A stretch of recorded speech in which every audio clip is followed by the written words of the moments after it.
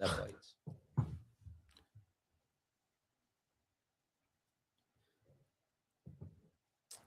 And we're live. Welcome back to the Rise and Above podcast, everybody. How you guys doing today? I'm great, man. Thanks. How are you? Doing good, man. Doing wonderful. Since the last time you guys been on, we've had a crazy experience, right, Sarge? I don't know what you're talking about. Well, oh man, there's so much there. I posted a video about sexual education, but it was my personal experience. And a local radio host decided to attack the platform. And yeah, that was a crazy experience there for about a week. So yeah, definitely out of hand. It was uncalled for. Ultimately, I guess that's the biggest word for it, is uncalled for, in all honesty. Well, unprofessional, extremely unprofessional. I mean, the fact that somebody that has a bigger platform decided to attack somebody who has a smaller platform, but essentially we kind of do the same thing, right? Was completely uncalled for, and ultimately I think made him look like the bigger fool and the platform that he works for. The problem that I see with it is that, I mean, why is it that you would want to attack a platform that's trying to help people, or to help people see things from a different perspective? The argument is it's called grifting, culture war grifting, which is what he was accusing me of doing, which is where you latch onto something that is like a political talking point in today's society and you just talk about it, and that makes you a grifter. Okay. But and the idea is you're trying to get fame, or you're trying to get money or some sort of monetary value from that type of conversation or content. I'm sorry, but isn't that what any host does, or that's any like hypocritical. podcast or anything like that? Like, Very you're trying to draw in a crowd or an audience in some kind of way, but I mean, it's not like we don't talk about subjects, right? Like, listen, since that show, I can't leave my house. Everywhere I go, I mean, my popularity has gone through the roof. I'm signing autographs at the local mall. People running up to me, wanting to know when the apparel's coming out with the grifter T-shirts, and I mean, we've blown up now, David. It's amazing. I mean, we plotted this whole thing and planned it as such so that we can do just that. You guys watch Stranger Things?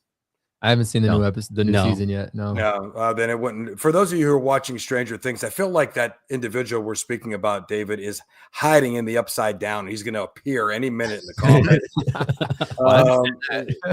I feel like the Stranger Things music is playing in the background for my Stranger Things fans. But anyway. How is the new season anyways? Is it any good? So far, so good. I'm enjoying it. I really am. I definitely am. Is it long episodes like the first half of the season? So the first volume, there's 2 volumes. The first volume of season 5, I'd say the episodes were between an hour and a half, just like they were the first 4 seasons. But this next volume coming out, which is going to be the end all, of everything, I believe there's 4 episodes, and each one of them are a movie. So it's going to be like 2 hours long for each one. So long. Yeah. How many seasons are there? 5. 5. Yeah. So it's like 3 volumes to this last season? I don't know if there's 3 volumes or if it's just 2 volumes, but this last volume that's going to be coming out after Christmas, it's like going to the movie theater 4 times in order to get through it, I guess. Right. Justin, you haven't watched the show yet? I can't even tell you what Stranger Things is about. Oh, man. He's going to have to start over. The only reason why I started watching it, if you go figure, it's all based in the 1980s. So, I mean, of course I had to latch onto it, but then it gets a lot deeper than that for sure. Sci-fi. If you like sci-fi, then you'll definitely like that show for sure. Okay. For sure. Yeah, Justin's not the biggest show watcher. I just started watching a new show, or it's not really even new. It just came back. It came onto Netflix. It's called Quantum Leap. It's kind of a nerd show. It's pretty good. A guy works for a federal agency that has a device that can make people jump into different parts of time, and they will leap into a different person's body, and that person doesn't realize that it's happening, but then they have to go and like solve a mission or whatever. That show is pretty cool. I'm actually a big fan of that. Yeah. That show came out in the 1990s. I believe Scott Bakula is the gentleman who plays the main character. I never really the 90s. No, really? Yeah, well, this has to be a remake of it then. Oh, it has to be. Yeah. Yeah. This one takes place in 2022. So yeah. Okay. I didn't know it was a pre-made show. That's Yeah. that's pretty cool, actually. Yeah. So now you have to go back and watch the Oh, original. I gotta go find the original. Yeah. I'm going to say the special effects are a little, a little more advanced now than they were in the 1990s, but Can't take away from the originals, man. Is it on Netflix? Yes. Okay. Yeah, I'm hoping that they're doing it so that they can see if people take a liking to it and then just add on another season, kind of like what they did with I can't remember the name of the movie of the show, but it's one where they ended up on an airplane and they flew through a storm and they ended up dying, but but they didn't really die. They came back and they were gone for like 5 years and their entire world was completely different when they came back. I forget what it's called, but yeah, that's a good show too. They ended up adding on a new season to finish it out. So Oh wow. Yeah. I'm currently watching a show. It's called Righteous Gemstones, and it has Danny McBride in it. He produced the show, but it's so messed up. It's about religion, and it's about these guys who are this family who's this super religious family, and they're like super famous, like in that realm, but they're all messed up. They're doing cocaine and drugs and like hooking up with prostitutes, and they're so corrupt. Rich? Yeah, they're super rich. Oh well, yeah. Careful. But it's a comedy show, so it's funny. We don't want to draw in. That's a typical. I mean, I see what you're trying to do there, David. That's grifting. Be careful. Be very careful on how you're presenting this entire. I mean, let's have a little more empathy for these crackheads on the street right now. Just throw them out there. Throw them to the wolves.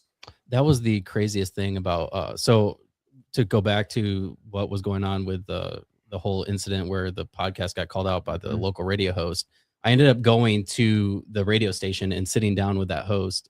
And one of the things that he said when he attacked me, the reason why he attacked me was because he was having a bad day. That was his reason. He said he was having a bad day and he's dealing with some personal family issues, which had to do with the topics that we were talking about on the podcast. Dude, go punch a punching bag or something. Like, you know what I mean? I was the punching bag that day. Well, lift some weights, man. That's the thing. Like, I don't use and I told him this, I don't use my platform I've never used my platform to attack anybody or spread hate or anything like that. And even if you don't agree with the topics that we're talking about, that's not us necessarily spreading hate or like demonizing people or whatever. It's literally just having a discussion. Listen, for anyone who didn't watch the episode, this is what irritates me. The episode was about an hour and 33 minutes long. If you're going to come on and attack and you're going to give your ideology, your viewpoint, your vantage point, you have to at least watch the episode and take in all the information that was delivered by the professional that was on the show, not just some lady off the street. Board of Education member for the state of Michigan, laying down for parents to understand where they stand when it comes to what their rights are, what the Board of Education is looking at when we are delivering sex education to the schools in the state of Michigan.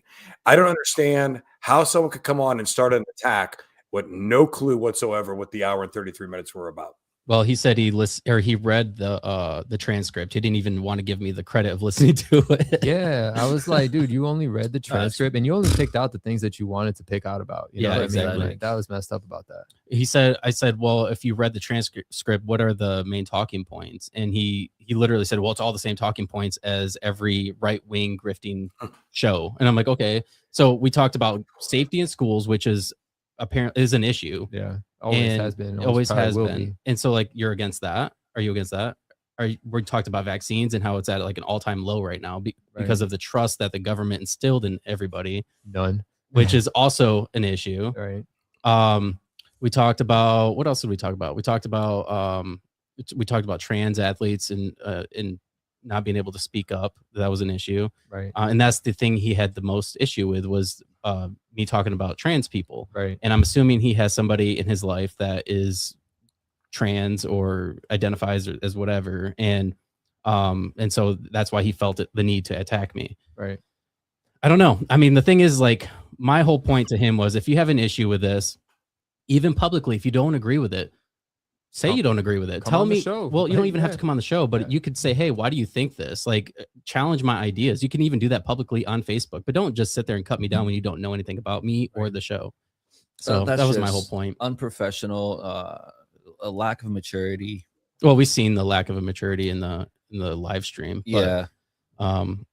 Yeah, but anyways, thanks to him, I created this for everybody watching. This is going to be a new t-shirt right here. This is going to be on the back of a t-shirt. It's called Screeching into the Void, which is what he said I was doing. He called me a chimpanzee, which is why there's a chimpanzee there. And obviously it's a Christmas episode, so that's why I put a Christmas hat on it. But Beautiful. the hat won't be on it on the shirt.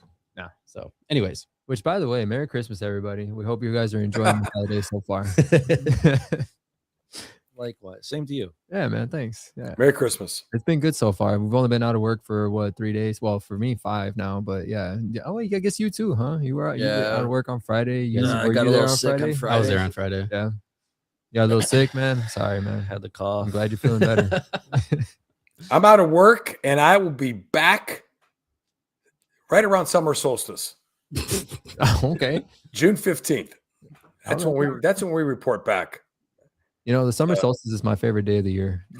Speaking of, yeah, right. No, literally, it's the best day ever. It's the longest day. The sun doesn't go down for hours after it's supposed to go down, which I love the most. And I'll tell you what, that's one of the things that I actually enjoyed the most about Michigan whenever I first moved here, or not when I first moved here, but when I used to visit as a kid. I always noticed that the summer days were so much longer than anywhere else that I had ever been. I was like, it's 10 o'clock and the sun is just going down. What's going on right now? It was amazing to me.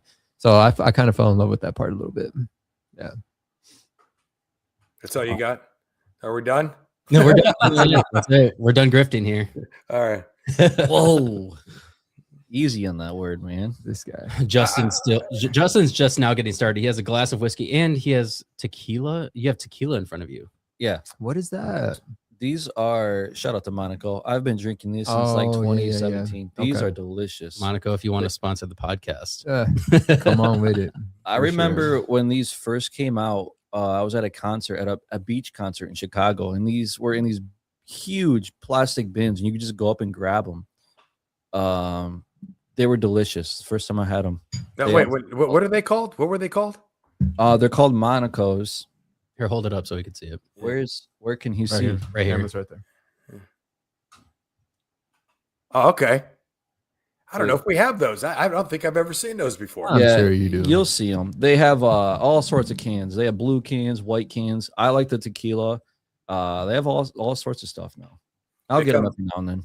They come in 6-packs, 12-packs. You Probably can get them fours. in 6, like an assorted. I think they have assorted 6-packs at grocery stores. Or I just got this one.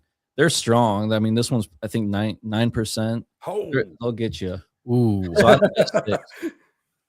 We're not going to announce that anymore. I've had 2 of these. Will probably get me toasty. I think one of those would get me toasty. Yeah. Nowadays, 1 will probably get me toasty as well. But back in the day, 2 would probably get me there. Like a Four Locos type thing. Yeah, without the cocaine in it. Bad memories for anybody that lived in the Four Locos era. We're still here, baby. So if you guys are watching the podcast right now and you want to see the show get a little edgy towards the end, I'm sure Justin will be dancing on the table. Well, easy. Not unless I'm getting paid. I'm just kidding. you won't see me doing that. I'm by myself here at the house. That'll look kind of weird. So let's pick a topic and go with it. We're going live, which means we don't script anything. No. And we're just going in right off the top. What do we, let's point out something before we get into the heavy stuff. I know we're talking about getting into the heavy stuff here pretty soon, but what about, I mean, is there something Christmas we want to talk about, or are we just going to skip over that? Sports. We can talk about sport. I don't know. Let's pick sports. a topic. Well, here in Michigan, where are you at? In Ohio? Yeah. Oh, you know what? Let's talk about sports. Let's talk about that Detroit-Pittsburgh game yesterday. Oh, dude. What a heartbreaker, huh? No, I want to know what happened with It was Metcalf and that fan up there in Detroit. Apparently, he said his Oh, government he name. punched him, right? Yeah, There's a apparently lawsuit going to happen. Oh, and this is the funniest thing got is suspended. he is no longer eligible. I think for it was like a $40-something million bonus that he's not eligible for anymore. What? Because of that? Something Which along is those lines. rightfully so. Yeah. That's crazy. I mean, karma. Yeah. Especially when he's already had past interaction with that exact same fan. It was the same guy. It was the same fan. Yeah, Shut that's the second time they've had an altercation. Wow. So that guy was grifting for sure, right? I mean, that guy was Absolutely. looking shame That's on a him. That's a war crime grifter right Who would have there. thought there was a Dennis Rodman in football? You know what I mean? Like, didn't oh no, it was Ron Artest that got into a fight with the fan, right? Or did Dennis Rodman do the same thing? I'm pretty sure both of them. Yeah, they probably did, huh? Ron Artest and the entire Indiana Pacers team in the brawl in the Palace got into a fight with fans in the stands. Yes. DK. Oh, DK Metcalf. Yeah. Well, Yeah. it's this, whatever this is. It's the letter next to the one that you needed, you know? Yeah. Yep. Harsh. And he's also suspended 2 games as well. I think you said that.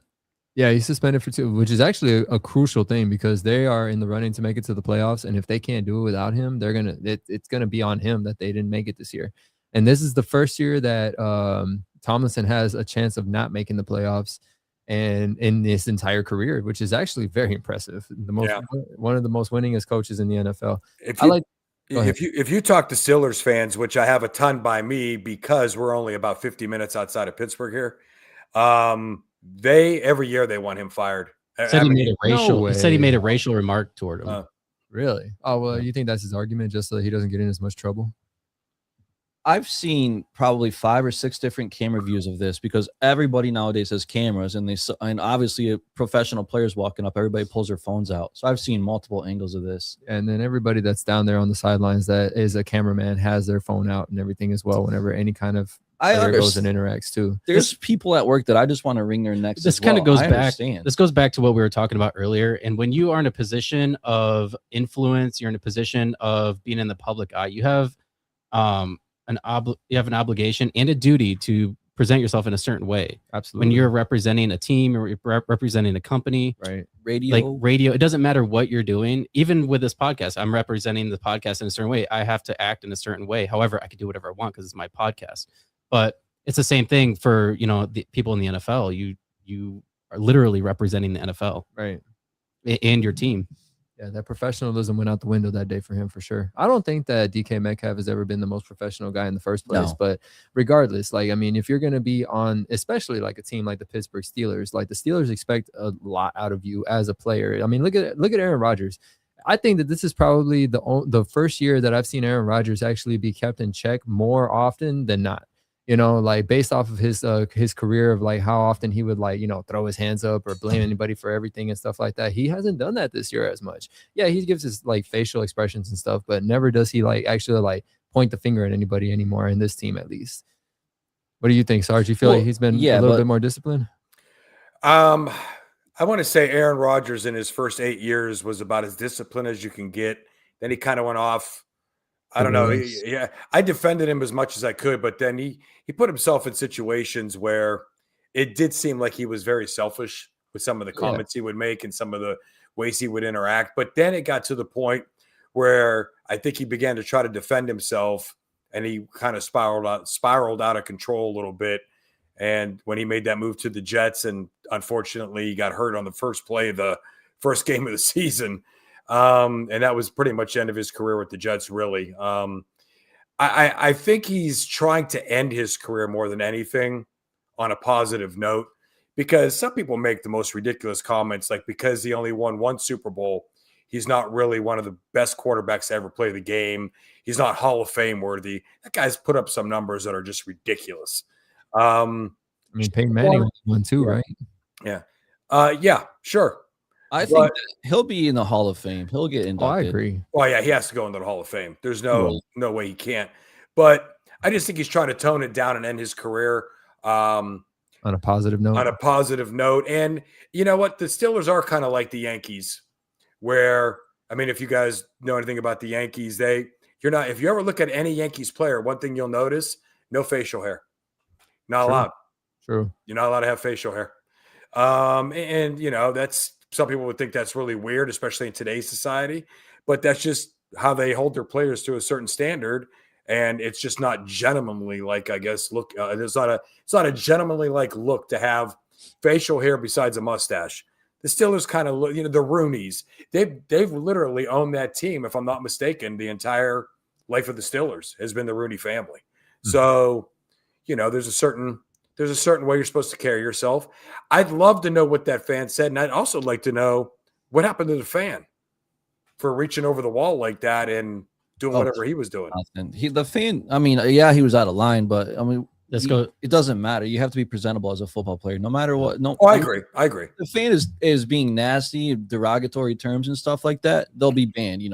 I'm sure the NFL player will have a say in that. Hey, so and so was being, and they'll get kicked out. I don't think that's the first time that would have happened either. If they would have gotten kicked out or banned from a stadium like that. If I was that fan, I would have fell over that railing after, like right here when he's getting grabbed, and hopefully broke my legs. I would have loved that. That would have been such a good payout. Never have to work again. Now, did Metcalf really swing and punch, or did he just reach up at him? It was more like grabbing the collar, grabbing the collar. But still, I'm falling over that. I don't care. Know, right? Even if he didn't touch me, I'm falling. Yeah. His hands on me. I mean, I don't know. Had mixing up with someone in the stands. Oh my gosh. And that not going to have great consequences for the Steelers. And he does take a little swing on him. Yeah. I thought he grabbed him. Yeah, me too. I thought more he was grabbing his collar, but I thought that he had like held on to him for a second and then like kind of pushed him off or something like that. I don't know. Maybe I've seen a different video. Who either knows? way. Bottom line, why did you even go over there? Yeah, I mean, for real. Well, yeah, that's true. I mean, he's a Lions fan, right? Why would you want to interact with him? I mean, that was kind of the thing. Sometimes I think that when you're somebody that has fame and fortune, you can kind of think that you can do whatever you want. We see it all the time with celebrities. We see it with people who are radio hosts. Let's take, for example, P. Diddy, bro. Let's take P. Diddy, for example, man. Okay, so have you guys seen his documentary yet on Netflix? Started watching it yesterday, but I haven't gotten through too much of it yet. I'm in episode like 3. I haven't watched it. My wife was watching it. It's crazy. Yeah, I know. And like from the little part that I watched with her, the best thing that I can come up with is that the man went crazy. He was driven mad with power. And that's exactly what it was in the end to me. Like no matter what it was that he did, in the end he was driven mad with power. And I feel like that's just how celebrities, like you're saying, they just feel like they're untouchable after a little while. And that was him. That's an epitome of what you were just talking about for sure. Yeah. What do you think that is? Do you think that's like narcissism? Like what is that? Yeah. I mean, no. Well, does somebody else want to go first, and then I'll go? Go ahead, Sarge. What do you think? Let me talk real quick. Okay. Because mine will be quick. I didn't mean that in a bad way. I just think that it's if you look at anybody that has power and money and the right mentality, they think they're invincible. Look at Congress. I mean, look at the top of the White House, for instance. They think they're invincible. So I think it's just a combination of things that turns people into somebody that think they're invincible. And if they're told wrong, they have the ability to say, well, I don't care. I'm going to do it anyways, or I think this way, and that's how it's going to be. So that's what I think it is. It's a combination of the three.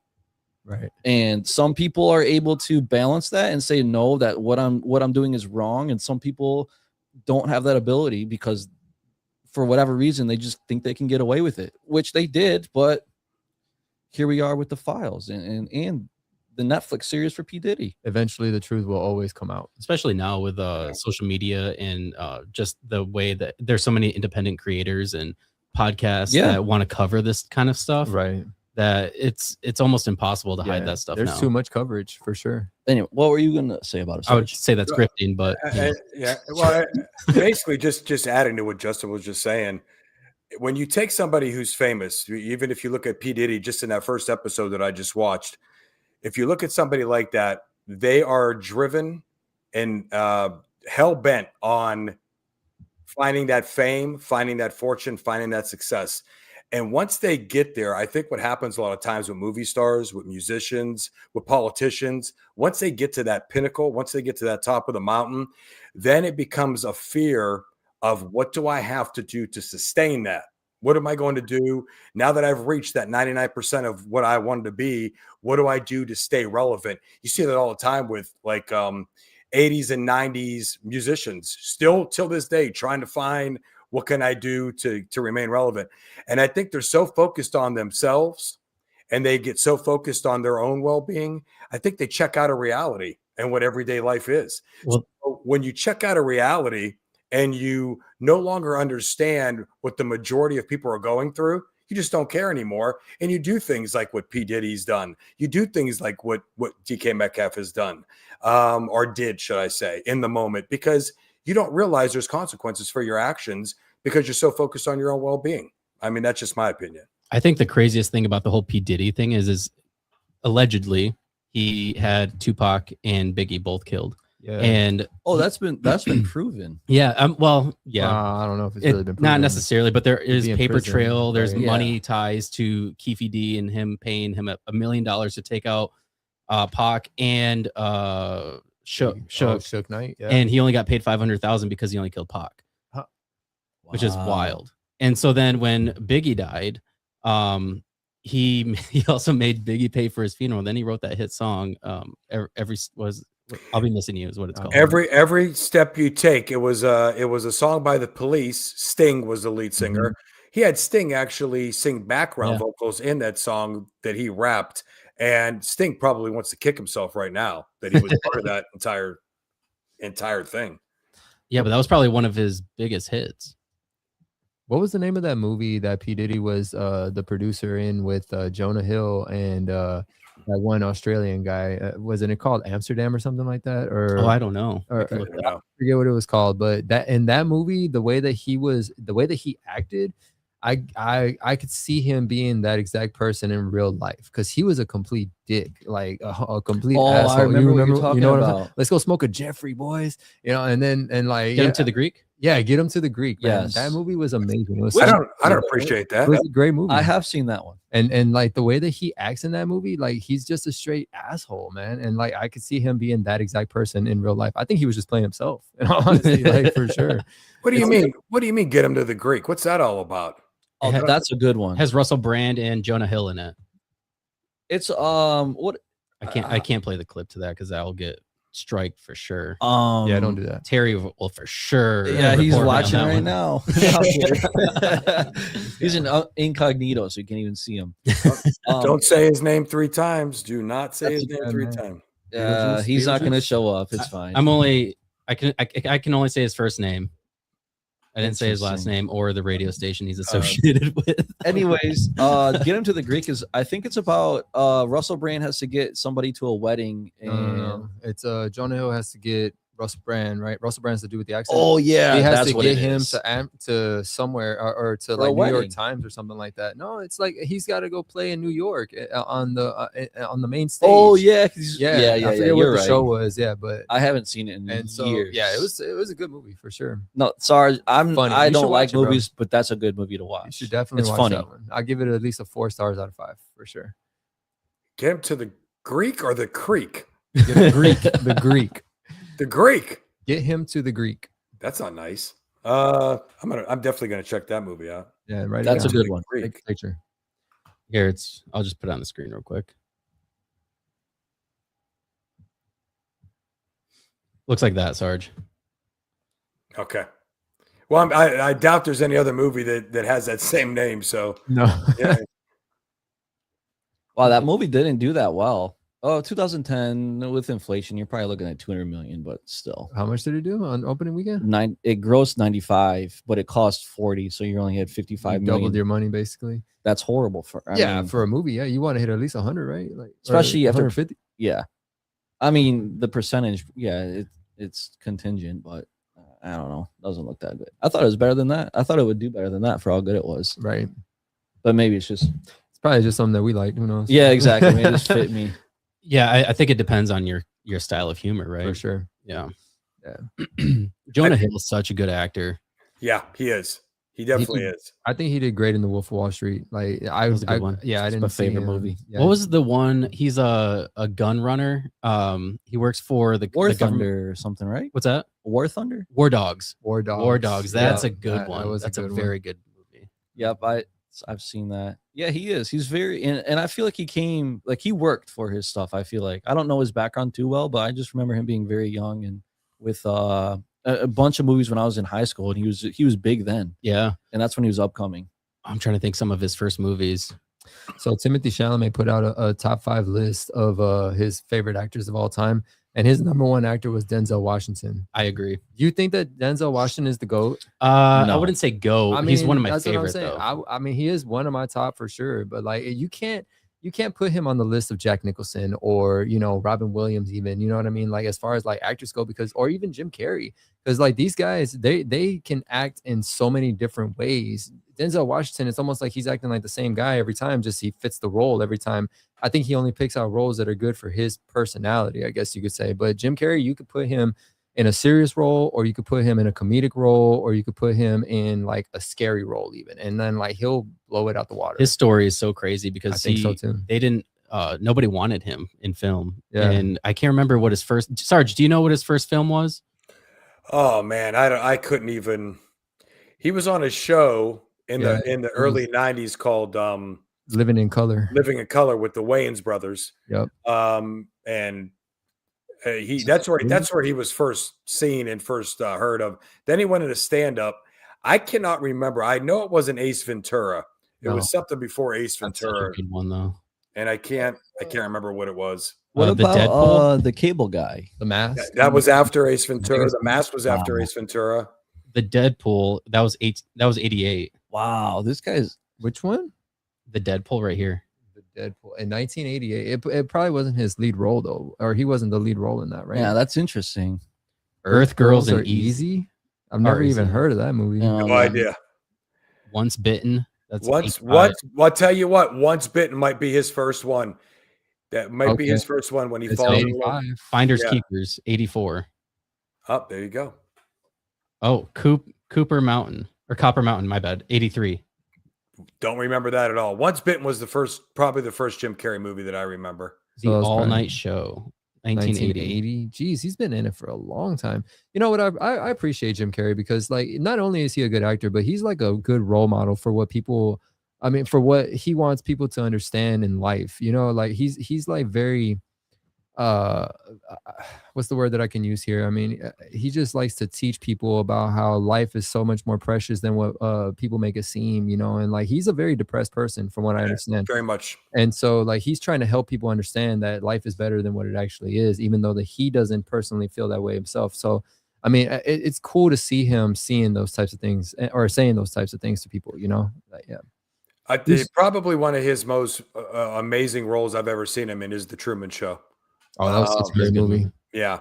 And I couldn't believe his performance in The Grinch, even, to be honest with you.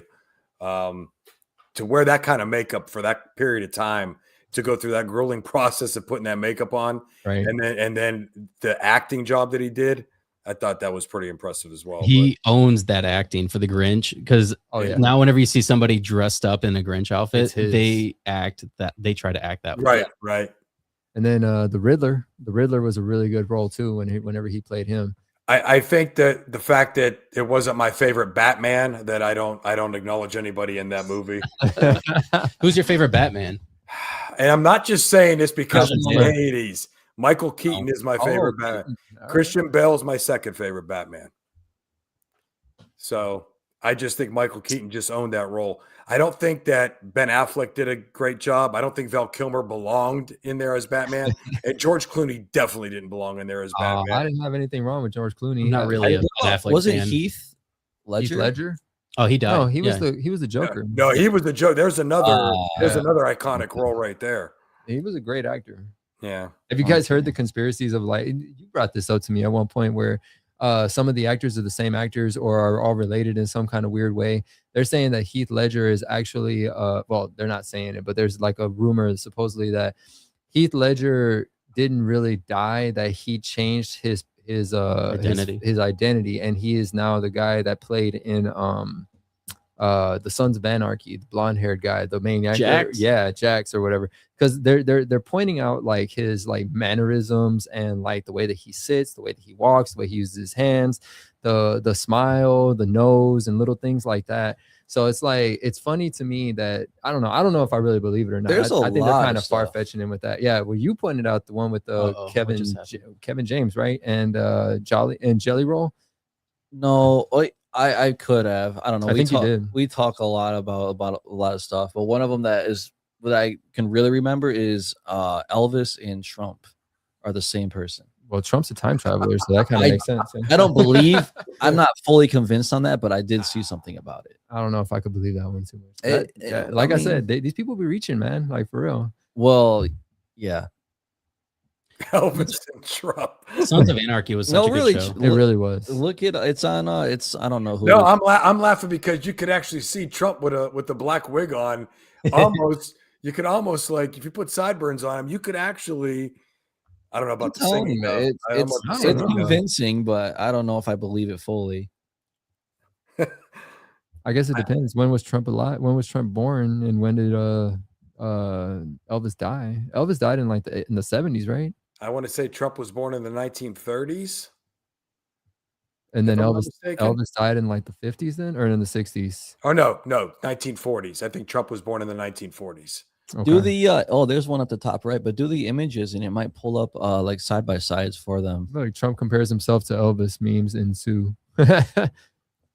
I mean, you're not far off. No, I don't know. Let's do this one right here. Nah, I couldn't. Let's show it on screen. His nose is way It's too pointy, not man. far off. Yeah, but plastic surgery is That's true. And when you got that kind of money like Trump, boy, it's not far off. I mean, The yeah, lips are the completely lips are different. way different. Yeah, Ears I are mean- different. Ears are way different. Just a different I don't know. jawline. I can't see it. I'm telling you, watch the video. That's The thing is all that stuff is so easily to manipulate nowadays, especially with the technology that they have. Oh, it's true. That we don't even. Hey, Mama know Sarge is here with us. Yeah, I saw. Uh-oh. Oh, Trump was born in 44. Mama Sarge, where were you on our last episode? I needed you to defend us. She listened to everything already, so she's ready. Don't say his name anyway. Dave, I tell you what, another conspiracy theory that I heard about not only the Trump and Elvis thing, but did you guys see the one about David Hess being a white guy? They had that out there too. I could see it. I see it. I could see it. I've heard of it Yeah, through the grapevine. It's on the internet now, so it's on the true. internet. It's got to be true. Yeah. So who's your goat vector? Oh my gosh, dude. You know, I don't know. I have so many. Yeah. Like Denzel Washington is for sure one of my favorite of all time. But Will Smith, like back in like the early 2000s, Men in Black. Men in Black, that was one of the best. Bad Boys, of course, is my favorite movie of all time. So I'll tell you what, I Am Legend is one of my favorite movies. such a good movie. Will I Smith. saw that in theaters twice. That was a great movie. I Am Legend. And Yeah, I'll tell you another thing. If you grow up when I did, when he was DJ Jazzy Jeff in the Fresh Prince, Fresh Prince. you did not look at him and think, okay, this guy's going to be an iconic actor. Then when he did, all these movies that we're talking about now, it was really crazy though. I was like, man, this dude could really act. I mean, like he does a fantastic job, not just in the movies we mentioned, but there's a lot more than just that one. Independence Day. was fantastic. Dude, I heard Wild Wild West was his worst movie. I don't think I ever watched that movie. No, the worst one was the one he did with his son that they were like aliens that crash landed. Dude, I didn't like Earth. Gemini. Gemini was the worst one to me. Did you ever watch that movie? Gemini was so bad. Huh. Like, yeah. I'm trying to think of what was the one. What's that? Did you ever watch Gemini? I didn't watch Gemini, but what was the one where he was down on his luck? He was a salesman and he was trying to teach his son. Pursuit of Happiness. Oh, yeah, man, wow!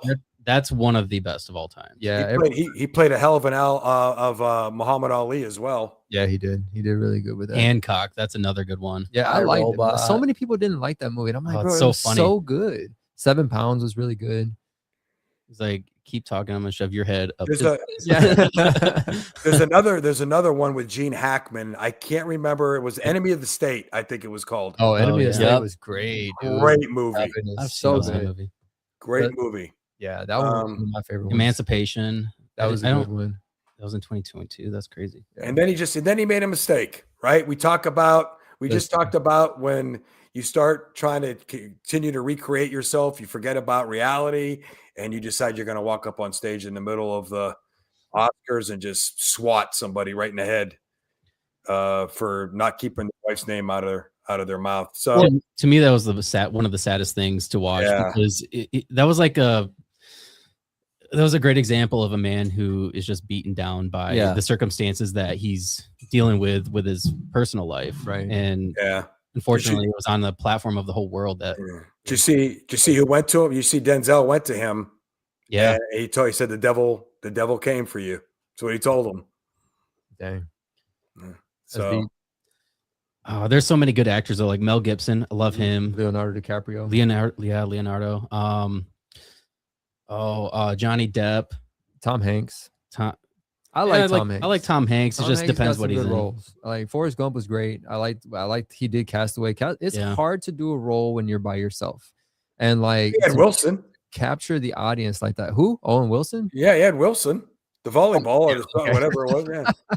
That's true. I guess he was actually able. Well, I mean, but Will Smith had the dog, right? So I guess he was Yeah. kind of acting with that one. Yeah. What about you? Who you got a favorite actor at all? I mean, I like DiCaprio. Yeah. I would like Ben Stiller's kind of like a closet actor that I enjoy. Like Meet the Parents. I love that movie. Yeah, that's and a Owen pretty good Wilson's movie. in that actually Yeah, he is. as well. I don't like. I'm not a huge movie guy, to be honest. Like I Yeah. watch maybe 2 movies a year, to be honest. So Yeah. I'm not a big movie guy. My I kids.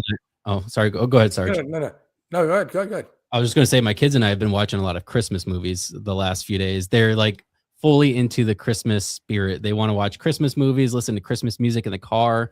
And I'm like, bro, you guys are killing me with this Christmas Seriously, music. dude. This Did is what you- makes me did not you wanna be a guys part of watch- Christmas? Did you guys watch Christmas Vacation yet? I watched that today. Yeah, Yeah, that's one of the best. Please. That's a tradition. Remind me real quick. I feel like I've seen this movie, but National Lampoons. Oh, with Chevy no, I haven't Chase. watched it then. No, yeah, I know what you're talking about, but I never actually watched them. So, like, as far as Christmas movies goes, like, I mean, you always got to go with the classics, right? Like Home Alone and all that good Yes. stuff. Like, yeah. So there was a video that I saw recently. It was a video about how supposedly the old man in Home Alone 1 was to depict Jesus. Like, there's a lot of like, I don't know if I sent you the video or not, but I'll send it to you right now. And it's pretty cool because like there's a lot of like, you know how producers tend to use their like the movie to depict certain things. Like, okay, so the first one that they said was in the beginning, the very first scene, whenever that old man is first shown or whatever, right? What's he doing? He's shoveling the neighbor's yard or shoveling the neighbor's sidewalks and stuff like that, right? And it's okay, so Jesus was helping others or whatever, right? That's the first thing that they said. And then there was like one where I do that. yeah, I know I do the same thing, but that's Well, I don't think I'm it's Jesus. in the movie, dude. It's like a Oh. in the movie depiction. Oh But- yeah, his hand. Yeah, his hand. Yeah, there you go. He had the wrapping on his hand where he had an injury right here. Yeah. And then they showed that he had a band-aid on the other side later on. So it showed that there was a complete puncture straight through his hand or whatever. It's just a depiction in the movie. I'm not saying that he was actually Jesus. I think that's a little it's far-fetched. that's what they did. I mean, I don't They know. did do that in a lot of movies. Not Yeah. like that specific scenario, but you know, they depict a lot of things in movies. Whoa, bro. Oh man, they took it off. Dang, that's crazy. I can't believe that they actually took down. Yeah, they said in the first part of the movie when you see his hand wrapped up, you see the blood on one side. right. And later on in the movie, you see that the blood's come all the way through to the other side, but you never really know what the injury was. You never Okay, really talks about the so injury. more than 30 years after its release, Home Alone remains cherished as a pure Christmas fun, slapstick, booby trap, a wisecracking 8-year-old, and 2 burglars. Okay, I don't want to. Yeah, we don't need. We know what the movie's about. Let's see here. Where does it say? Even before the church encounter, the film nudges viewers toward Christian imagery. Mistakenly left alone at home, Kevin ventures out until he realizes he is being fully followed by 2 burglars. Frightened, he runs down. Okay, Yes, this is the story. We know. let's see here. Okay, yeah, it's kind of just breaking down the story. There was a video up, but I don't know if they. I'm gonna. The what one that happened I to it? saw, they took it down. I'm going to see if I can find something. Hold on. God, my Yeah. throat's on fire. That went on the wrong pipe. What do you think is the best Christmas movie, Sarge? Best Christmas movie? Oh man, Don't say A Christmas Story because I don't feel like that's the best Christmas. I don't know that that's it. Now, my brother would argue with you. He definitely thinks that is the all time, and I do love it. I It's a good probably one. could quote it from beginning to end. Yeah. Christmas Vacation is probably up there, but I have to tell you guys, believe it or not, not even my era, way before my time, and that's It's a Wonderful Life Oh yeah, I've heard of that one. I never actually watched that one. with Jimmy Stewart. Right. It's an older movie. I believe it's based in the 1930s, actually, believe it or not. But I never thought that I would actually be someone who would think that a movie from that long ago would be that great. I pretty much I haven't watched it in a few years, but there's probably a time when I watched it every year for about 6-7 years in a row. Okay, Wow. so here it is. Yeah. Now a theory is adding a wild layer to it all. Home Alone is not just a story about Christmas time, but a legit Christmas movie about the love of Christ. That's right. Kevin, who was left behind, faced trials and ultimately found redemption, may have been having a spiritual experience. What if Home Alone delivered a much more profound holiday message through the symbolism of Old Man Marley? Yeah, that guy. Recently, podcaster and pastor Josh Howerton discussed his discovery of the hidden Christian narrative. We're breaking down the theory here. Okay, where is it at? All right, when Kevin, Buzz, and Rod are watching the quiet, misunderstood neighbor, Old Man Marley, through the window, he's salting his driveway. If you're familiar with Matthew 5:13, you'll remember that Jesus told his followers during his Sermon on the Mount, "You are the salt of the earth." Since salt enhances flavor, Christians interpret this scripture as an instruction to add flavor to the world. Okay. There's the hand. Yeah. Yeah, I don't want to play that. I don't want to get hit play for that. copyright.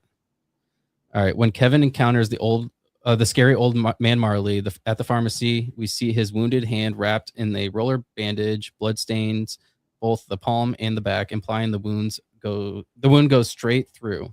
The wound is never guys, I had too much whiskey, I think. I can't read, but it can be linked to Christ's wounds, representing brokenness, sacrifice, and misunderstood goodness. Old Man Marley's hand represents healing. In the church scene with the fall on your knees playing in the background, Kevin is terrified when he sees Old Man Marley approach him, but they have a heartfelt conversation and shake hands at the end of it. The camera zooms in, and the pierced bloody bandage is now replaced by a adhesive bandage, mirroring spiritual restoration and redemption.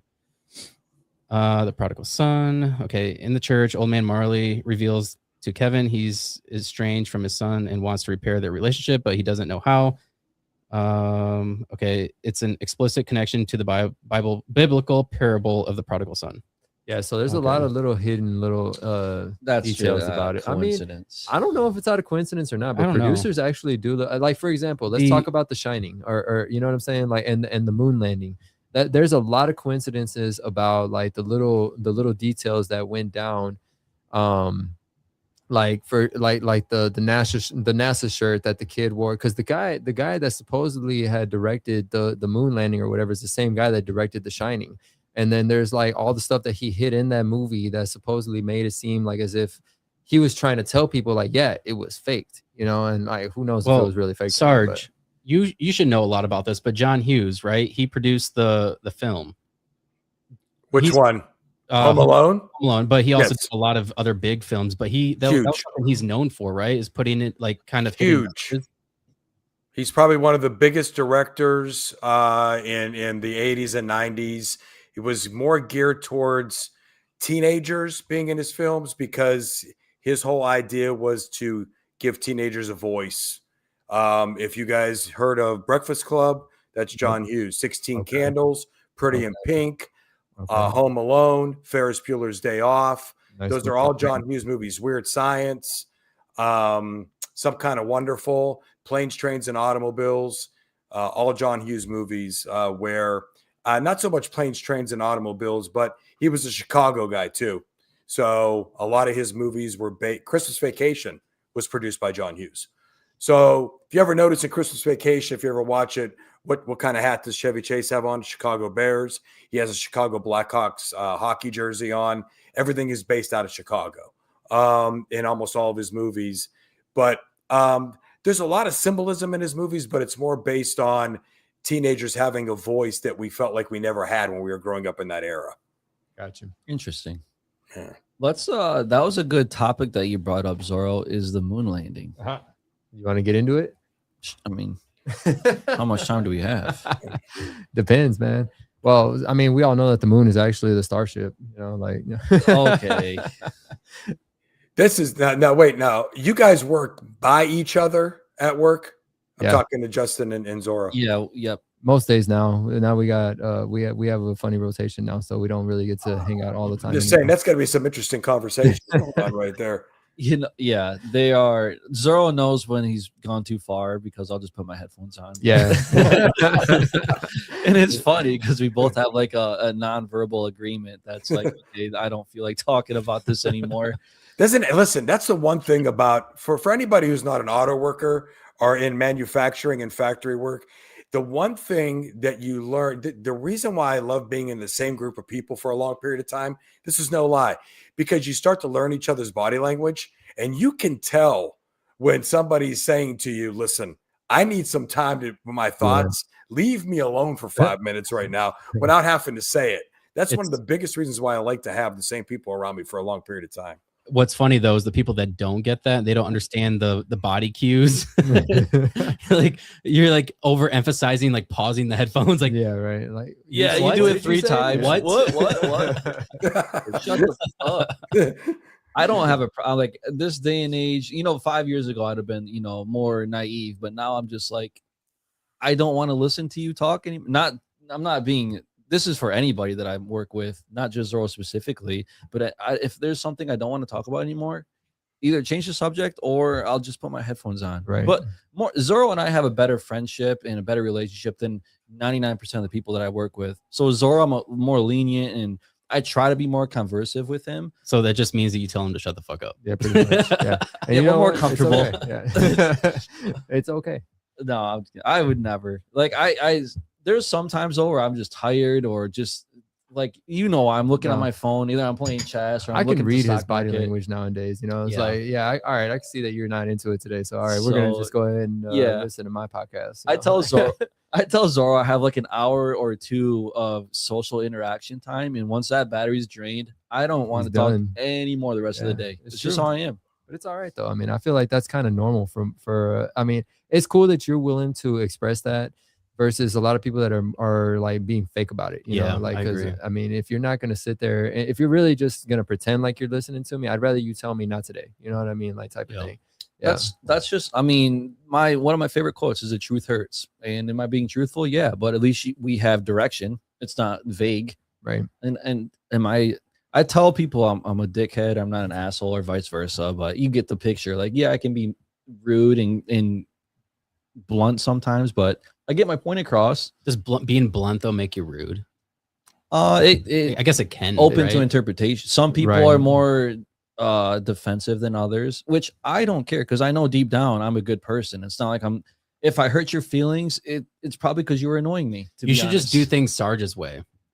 What way is that? Just scare people off from the start. I've never scared. I'm 5'8" when the sun's out.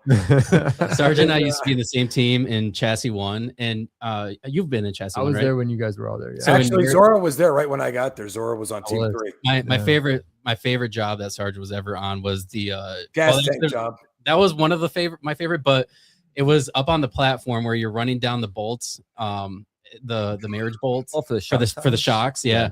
And Sarge would get so mad. He'd get down line and then he'd run the bolts down and then he'd turn the gun. As he's turning it, he would slam it and lock it, and then all the nuts or the bolts would go flying out of the hoist. Out of the little tray. Like, Sarge is upset again. We have that same problem with the battery job, and we've had to keep switching. So one of the hoses is longer than the other, so they don't reach. If the car stops, it doesn't reach the footprint. Dude, I'll get down line and it'll fail or something, and I'll fucking yank that thing, dude. And all the notes go flying. Alex is like, "Oh, okay, I got it. You're welcome." Like, thanks, Alex. Yeah. I took great pride and great joy in watching other people angry when I was at work. When I was having a nice, calm day, it was always nice to see somebody else just take the rein and scream and throw things. I was like, "Yeah, you take the rein today. Let me just relax today. Take a day off." I'm the same way. My problem is I'm sarcastic and I'll add fuel to the fire. Like, you haven't got any coffee? You having a bad day? Like, those fucking bolts and shit. Push pins are everywhere. I don't know. Yeah, you know what though? That's just the nature of that type of business. I mean, that type of work. There's just too many different personalities all in one area. You don't know who's having a good day, who's having a bad day. It depends on how the line's running. It depends on what's up the foreman's ass that day. I mean, you just don't know which way you're gonna go that day. A good day could go sideways in a hurry. That's why I just keep to myself. And honestly, I just make sure that I put myself first, because I always used to put other people before myself. And I guess I learned later on that you just put yourself first and then you're happy. Yeah, it's definitely not for the weak-minded or the weak-hearted. Like they told us in the beginning too. It was like you either make it or you don't, and you either fit in or you don't. And if you don't, then bye, like type of thing. And nobody really cares. It's not people that say it's a hard job. It's for not the hard. pay. It's not a difficult job. Like I'm sorry, but I don't know. I mean, it takes a certain. I mean, I wouldn't want to say skill, because it's something that like a lot of people can do. However, like some people just don't have those motor skills to be able to like do certain things. Like, I remember back when I worked in Chassis One and Team One, where they had to finger start the brake lines into the ABS module, and you had to finesse it in. Yeah. So like the threads were so fine. I did that in trim, so I know what you're talking about. And so many people cannot figure that out. Like if they were new, like a temp or something, they just came in. Cross thread. Gosh, cross thread. That was me, dude. Todd hated Todd. That's why Todd hates temps. Bro, I hated that job. Listen, I understand that job. Yes, you do need some experience, and I don't think that a new person should be put on that team. Absolutely. But 99% of the jobs on there, work harder and have a good work ethic, and you can survive GM. Like I hate people that are say, "Oh, it's too hard to work there." So no, you're lazy. It's funny because I've spent my whole career in GA, like like literally bolts and nuts and like running things down, sticking things in holes. Like that's literally paint. And so I went to paint, and oh my gosh, Sarge, have you ever worked in paint? Never worked in paint ever. Oh my gosh, it's such a different experience. Like I literally wanted to give up and go back to GA at first. I'm like, this is not. You have what they call a skive, and it's like a putty knife essentially, and you're just moving the sealer around on the cracks of the car to seal it, and it has to look a certain way. You're getting it all over your hands and gloves, and it's so messy. I hated it for like probably the first 2 months, and I'm like, I think I'm gonna go back to GA. Listen, but now completely different mindset. I love it. My body does not hurt. Yeah. It's just completely different kind of work. I told this guy whenever he first went back to paint, I was like, I give you about a month and you're gonna hate it and you're gonna want to come back. I was almost right. All right. Like, you were almost right. You were almost right. That's probably why he decided to stay, because he was like, I gotta prove Zorro wrong.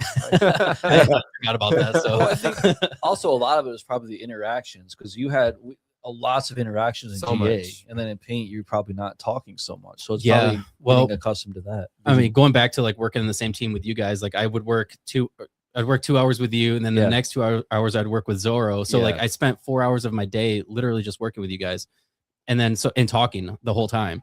And then I went to paint shop, and I'm like, oh boy, I don't even know what to listen to anymore. Like I need to find a new podcast. I need to like start figuring things out. And it's actually been kind of nice for me, because it kind of brought out the creative side of me again. So I've been able to listen to other podcasts, other content creators on YouTube.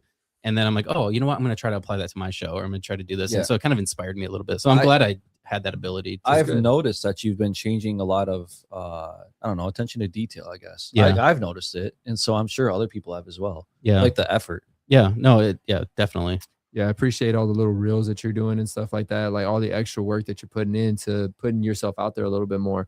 Because I feel like you took a little bit of a step back for a second, and I guess this is helping you out a little bit more, right? So yeah, no, absolutely. That's good. Yeah, I mean, it's so much work. Like having to put out clips, like, because ideally, what you want to do for a show is put out clips every single day. Right. Ideally you want to do it 3 times a day, like once in the morning, once in the. You always want to stay in front of people's eyes. Like every time they scroll, you want them to see something of yours. But it's so difficult. It's so difficult to do that. Just takes a lot of time and effort, but I try to do at least once a day at this point. Nice. But again, I think that has helped kind of get my show to progress a little bit, and obviously caught the attention of a local radio host who didn't like the show. So, and it was a clip that he didn't like. I mean, you get traction. Yeah. I mean, you're going to get traction as long as you put yourself out there. Rome wasn't built in one day, is the saying. Yeah. Unless you're rich. Yeah. Anyway, I kind of want to talk about. Oh, did you have something to say? No, go ahead. Oh, I kind of want to go back to the moon landing, because I was just thinking as we were talking about this of what we could circle back into. Type in Devin is it Devon's Island? It's in Canada somewhere. What? Yes, and type in Mars/Devon's Island, and This you will right here? see. Yes. Devon Island. Okay. If you just, I'll make it easier. If you Hold just on, go let me share it to the screen. go to images. Okay, hold on. And this is interesting because I just saw this a couple days ago, actually, maybe like 2 days ago. I saw So go this. back and go to images. They prepare for missions to Mars here at Devon's Island. Is Really? what I'm seeing. So what? Elon is over there all the time, or what? Well, Mhm. if you can you compare like if you type in like Devon's Island, Are you moon saying that landing, this is what they're using as Mars? yes, Shut up. 100%. What? We have been lied to. That's Earth and that's Mars. Like they have like a whole. Yeah. There was a TikTok thing, or not TikTok, but a Facebook video thing that I watched about it. Yeah, you see it right there, Mars and Devon's Island. Anyways, they're using footage off of that island, and it's in the middle of nowhere. And I think it's in Canada somewhere. Interesting. The middle of nowhere. Extreme northern Canada. Yes, and if you Is it a desert? It looks like yes, kind of. and if you you can actually zoom in on Google Earth and see like they have NASA vehicles there. But okay, so I think and I've so heard forth. about this. So I think that the argument behind it is that they use this island as like a tester. Like this is where they test their equipment or whatever. Like you can see the rover over there or whatever. Okay, and then why whatnot. are they using the I- moon landing images that are identical to this island? I And understand, but I'm just telling you that this is what Yeah, their argument that's is behind it. their That they're site. using it to test it. I've heard this before. Now you brought my memory back into play. I don't know. I mean, it could be a complete bullshit type thing, but I yeah, mean, see, it's in the middle of fucking nowhere. yeah. Anyways, there is literally image. I mean, they have rock formations that are exact same Exactly the images same that they thing. Saying published. that they're saying that it's Mars, but it's Yeah, that really they- not. Yeah. And I don't know. I mean, it's kind of easy to like point out something that looks the same though, right? No, Like, I mean, no, this formation, when it's Okay. one rock formation, I'm like, okay, fool me once. right. But when it's 5, 6, 7 pictures right. that are I guess exact, if there's like identical, a continuous thing, yeah. I'm not stupid. I might be stupid, but I'm not stupid. So I mean, but we all know that Mars was once upon a time a habitable Jeez. planet, right? Like, I mean, there used to be water on it. There used to be oceans and I don't like, want to lakes say and rivers and stuff like that. I I mean, don't want to say would it's so. habitual. I mean, I'm saying it used to be habitable. It was I like a wouldn't even long s- time, and we're talking like billions of years. Like, we're not talking like just like 1,000 years ago or something like that. I don't know. If you go up to the images, 3 sets of images and so forth. I wish I could bring up the Facebook video I saw. I don't have TikTok or anything like that, but it was very real. What do you think, Sarge? Do you think that we're actually going to Mars, or do you think that they've been playing us this whole time? I don't think we're going to Mars. I don't No, even I think think my there's kids are robots going to there. Mars. Maybe No, this is images of the moon, not Mars. Oh, you're saying Mars? Yeah, it I'm wasn't saying the moon. Sarge, what do you think about the moon landing? You think it's real? I mean, I don't. I'm not one to buy into too many conspiracy theories. I think it's interesting. I think it's interesting what they're saying, but I believe that we landed on the moon. I mean, if I'm wrong, I'm not going to be in trouble, but I'm not going to be grounded. But Careful what you say. I just feel like, yes, I do feel like we landed on the moon. I don't know, man. There's just so much that works against it. I'm 60-40 of whether we did it or not, and I'm more on the 60 no versus the 40 yes. And so like it's just kind of hard for me to completely prove the fact that we didn't go. Like all the things that they have like pointed out, saying that, oh yeah, this is what happened, and like for example, like why can't we see the stars from the pictures on the moon and stuff? The one that gets me the most is who the hell was filming that thing taking off? Like, I mean, because like both of the astronauts are on the fucking spaceship whenever it's taken off, right? Exactly. But then you got the camera that's panning up to be able to see the little thing going off or whatever, right? And it looks like a toy when it's taken off with strings on it. It's just so weird. But the one where they're talking about how you can't see the stars in the background whenever they're like looking at taking the pictures or looking at all that, it's because of the reflection of the moon. They're saying that the moon itself is just so bright that you have to open up the aperture of the camera or close the aperture of the camera so much so that you can let in enough light to be able to actually see the image that's on the moon, and then you can't see that things that are behind you. That's know. plausible. That's see, plausible. in this one you can see the stars. So what the hell, man?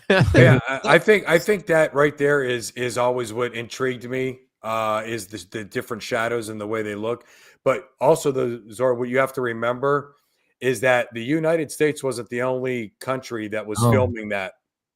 Oh, on that same day, Russia was filming that actually yes. happening, and when they were filming that, given the time, when you talk about history between Russia and the U.S.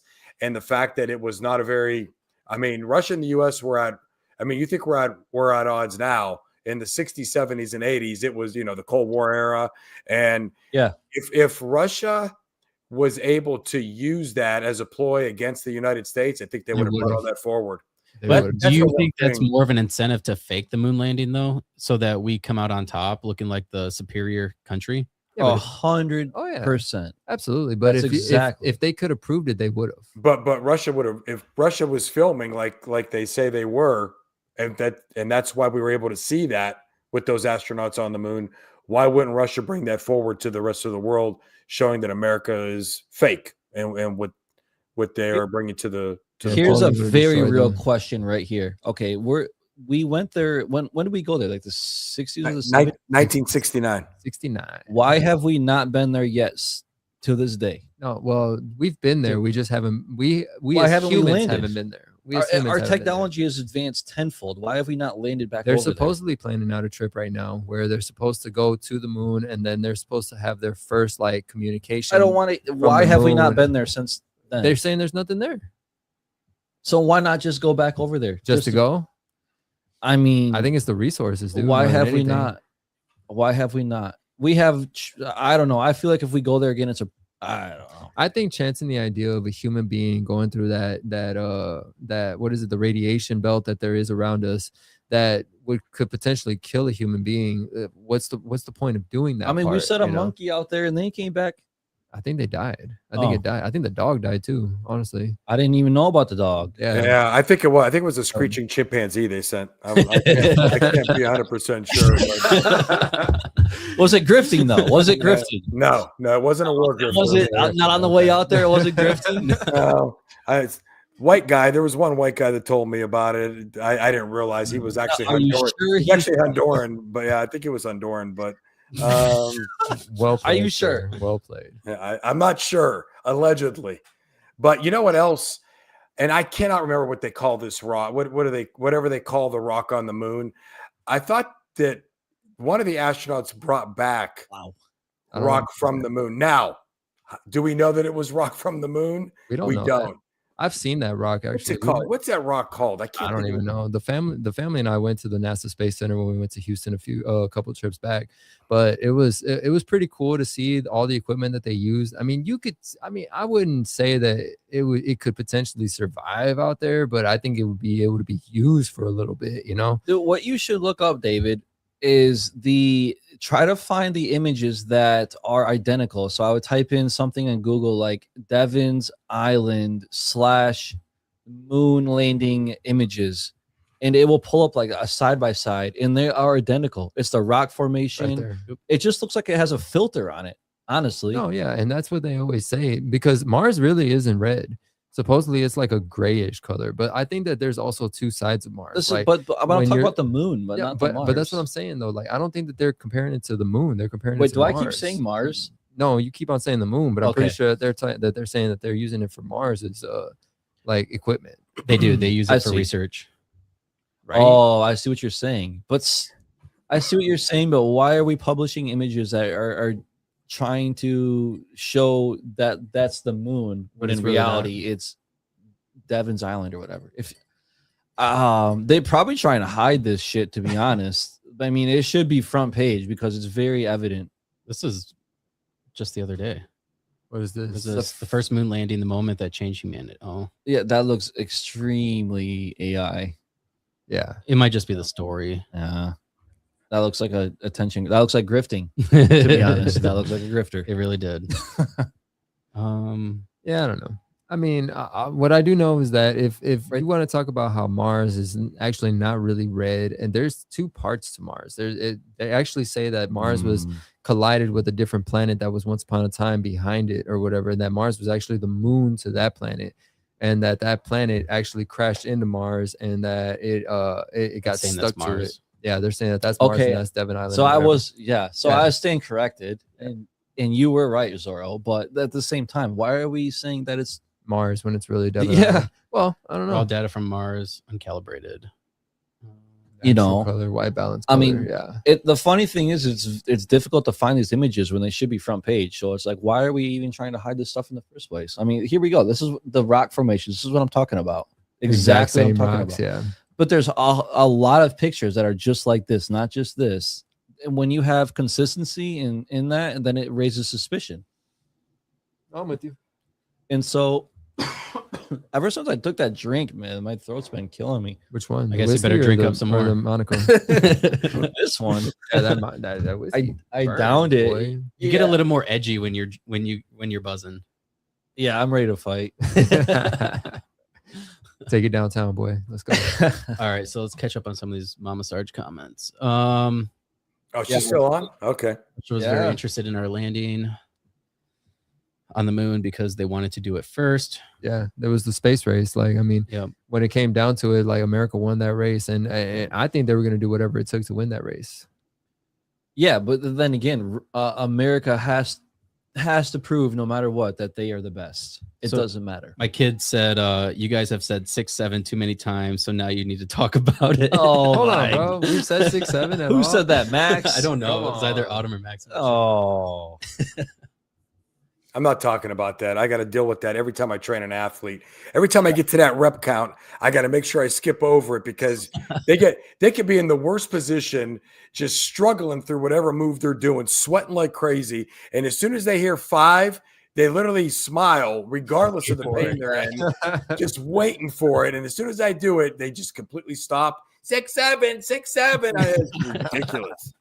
I understand. What is going on with that? Is it truly after the rap song It's all from it is. Skrilla? Is it Skrilla? Is that the gentleman's Skrilla? name? It's Skrilla. who's that? Skrilla? He's a rapper. He's a rapper.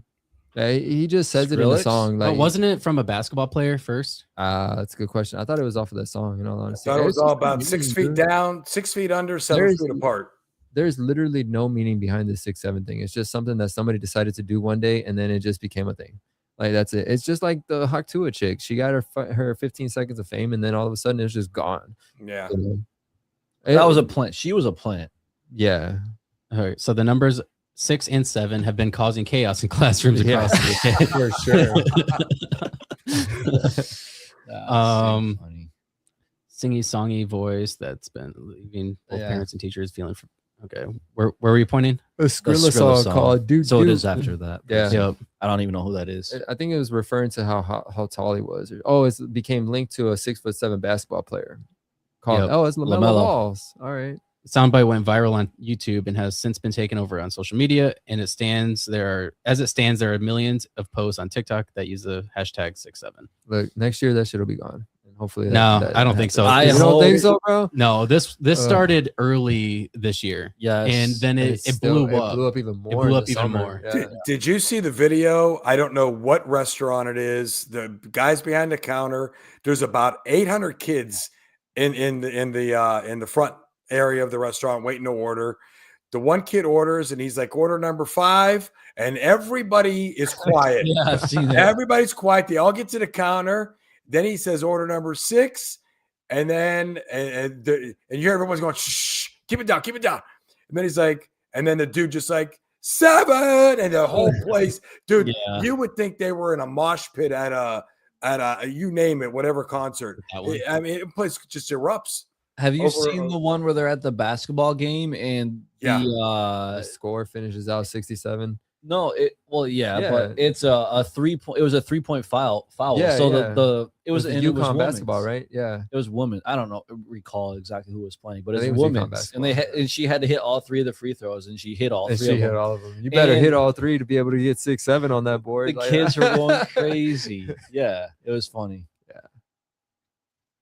I can't stand it. Whenever I hear 6, 7, I You don't have I sigh. kids. Yeah, you don't even have kids. bro. I Trust me, sigh. like, I know, right? Can you feel our pain right now? Like, come on, no, I'm just playing. It's not that bad. It's No, just I mean, a I little can. annoying, in all honesty. Like, Do you think about it like when you were young? Was there anything like that? the only thing I I can can't think remember of that anything. people used to make fun of was our slang terminologies. Nothing like that though. Like, it was just like when I would say something was tight, like people would always be like, "What's tight?" Yeah. Like, you know, like what do you mean? Your shoes are tight or something? I'm like, what are you talking about? Like, no, that's tight, bro. Like, Tight, dope. No, I would say tight dog. Yeah, that's what it was, dog. I mean, I'm like when we were telling somebody something back in the day, and we were lying about it, we were trying to fool them. We would just say "psych" like that. I mean, Yeah. Yeah. that was like a big deal. And other than that, I guess we had terminology. There was some, they called it valley talk, like Beverly Hills Valley talk. If something was cool, it was rad. If people thought something was annoying, they'd say "gag me with a spoon." But that, yeah, like Gag me with a it spoon. was more yuppie. It was more can't say that yuppie now. talk. No. Yeah, gag me with a spoon, and I'm You don't want to say the word gag at all anymore. Yeah. no. So, I don't know. I can't tell you like anything that weird, like this whole 6-7 thing. I I don't don't know. remember very many of the slang I know. terminologies that we I was use, just trying to think. Like, I remember being at school and we I mean, had swag a was list. a big one for Swag, yeah. Swag was a huge one for the younger crowd. Like, I Yup, guess it was like 10 swag. years before me Like, type man, you thing. look swag today, dude. Yeah, now they Yeah. say drip. Drip You or look drippy. drip, You look yeah. drippy. I like your drip. I like your drip, bro. Yeah. Yeah. We Bro. said bro. I don't know what I don't happened. know what this bruh thing is. Yeah, the bruh thing came into play. Come on, bro. Mama Sarge, what slang terms did you guys have back in your day? Oh boy. Sarge, we still need to get her on the podcast. I think she would be fun. You get her and I don't know if she'd be on or not. I have no idea. She tries to avoid Facebook because she got so sick and tired of The politics. you post something and she would just get attacked left and right by everybody, family member. I mean, it was ridiculous. I was like, I don't post anything anymore, to be Yeah, honest. me neither. Yeah. I try not to, at least. I only like advertise your podcast when it comes up. That's the thing. Like, she said, I plead the fifth. That yeah. was probably one of them. That's funny. Well, her kid's on, so she don't want to say anything. She doesn't want to be included in the grifting. Well, she was a night, she was from, the 1960s was her high school years. So you're talking about, that was the hippie movement back in the I day. would have loved to. Anti-Vietnam. That was when this country was dead set against our soldiers going to Vietnam, and Woodstock, all that. Yeah, I would have loved to be born in that era. Yeah. Oh, I hate this era now. Like, I can't stand it. Don't worry, Mama Sarge. I got you taken care of. Let's see what kind of slang we had now. One of my favorite ones from back in like the 50s was "what's tricks" or something like that, or "house tricks" or something. Boob tube? What is Boob that? tube. No, don't. No. I don't want to know. Chrome dome. Freak out. Freak out. Freak out. That's Pad. a song, though. That's right? a disco song from the it is. 70s, actually. Yeah. Sponge. Live off of someone else. Oh yeah. Split. These are things we use now. That's crazy. Bean I got a wagon. jet, Cheap bro. restaurant. I got a jet, bro. I like that. Oh, When I was pulling up, looked a Jet. little grungy in here. I'm not gonna lie. Crash. Jet. I got a jet. See, these all make sense to me. Dude. Like, all these words make sense to me. Like, Groovy. I got a jet, bro. I got a jet. Psych. cool. A timeless term. Oh my. Mod. Well, short for happening. modernist. Swinging. Now, if you say swinging nowadays, it's a little different. That definitely means Yeah. something different. Yeah, it definitely means something different. Why did I see a pineapple outside your door? By the way? Just kidding. Why are you guys in here? For the party. So boob tube is television. Oh yeah. I guess I could have put that one together. Brew, Deuce. beer. Fuzz, flip flop. The fuzz, boy. I thought the fuzz was like a 40s, 50s term or something. Maybe it just stuck around. Wasn't that what they used in what was that oh crap, what's that show? Show or movie? The Bandit oh crap, I can't think of the name of it. My bad. You're talking about Just- Bluey? No. Oh. No. Let's Say see. Bandit, and that's the first thing that comes to my mind is Blue. It's an old show. Oh, okay. Let's see if she's saying anything. When you say the old show, how old are you talking, Dave? She said groovy. The beginning of pot. Hey. Happy days. When it was discovered. The show where the guy's driving the car. The Oh, Knight Rider. no, there's not that another one. one. Was it the Green Hornet? No, it's super famous. I can't think of. Why can't I think of the name? Guy What? driving a car you didn't leave. Guy driving a car. There's a lot of cars. That narrows it down. He always wore a cowboy hat. Oh, you're talking about Smokey and the Bandit. Yeah, Smokey and the Smokey, Bandit. Thank you. Yeah. Okay. Yeah, he was always talking about the fuzz, right? I don't remember that part. That's Burt Reynolds. Yeah, Yeah. that's a classic. That's a 1980s classic. Uh, Early 80s. What is tennis? Oh, tennies. That's shoes. tennis Sit shoes, is a sneakers. slang term. Your I thought tennies. that's the Yeah, name. your tennies. I Tennies. remember that in the 70s actually too. Yeah. Get your Yeah, tennies on. badass. Ah, whoa! I still say that. Let's go. Oh, Blitz, baby. Do you remember BAMF? No. Badass motherfucker. That's BAMF. I would never say bam. Freedom Riders. Fox. That's still to this day. Foxy Lady from Mhm. I remember that. Sharp was a thing in the 70s and 80s. Looking sharp. Lay it on me. Fucking Sharp. Skag. A skank. Oh, Oh, Well, you guys had all the lingo. right. Like we. This still is where it have all started. this stuff, bro. Like This is where it oh, started. yeah, for sure. You can see how it just got narrowed down to this generation. Now it's like 5 words. They had like 50. Happy Days. That was a sitcom. So who is this individual? by This the is way? Sarge's mom. Ah, That's why I call her Mama Sarge. Yeah, that's what she I didn't know. I mean, that could be wife these days. She's been a staple of this podcast for like a couple of years now, right, Sarge? Probably. Yeah. Because it was at my old studio where she would like get on and comment all the time, and she would like be an avid listener during Cool. our live streams, and so I just started calling her Mama Sarge, Nice. and I've never once talked to her outside of this podcast. Where does she live? Around here? Or she She right now lives about 6 blocks from where I'm sitting right now. Nice. She lives in Camel, Ohio, same Northeast Ohio. Mama Sarge, you're the only one that's commenting, and I keep putting them on the screen. That's why you see them. yeah, interesting. Maybe they could even do like a duo. Yeah, podcast I think or I would something. like to have her on at some point, and then obviously with Sarge, that. I think that'd be cool. I think You you do should that. still do a Hey, kids she's in. I'd have to be really nice and not disagree with her though, because she's in reaching distance of me, and I don't want that. Well,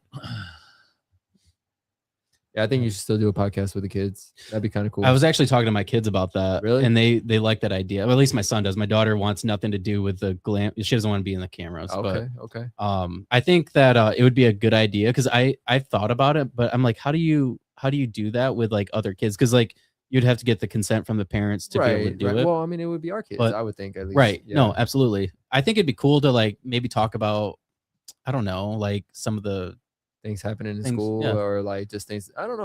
Like we would have to perspective of come up life with- for yeah, them. yeah, I was them gonna at say least. it would be easy to have a kid on a podcast because they have a different perspective and they're just naive and so new to the world. They don't, Right. you know. I think it would be like watching that one Bill Cosby show, which I hate to say it like this, but Yeah, you know, it's That's kids tough. say the darndest things. Yeah. Remember that show at Yeah. all?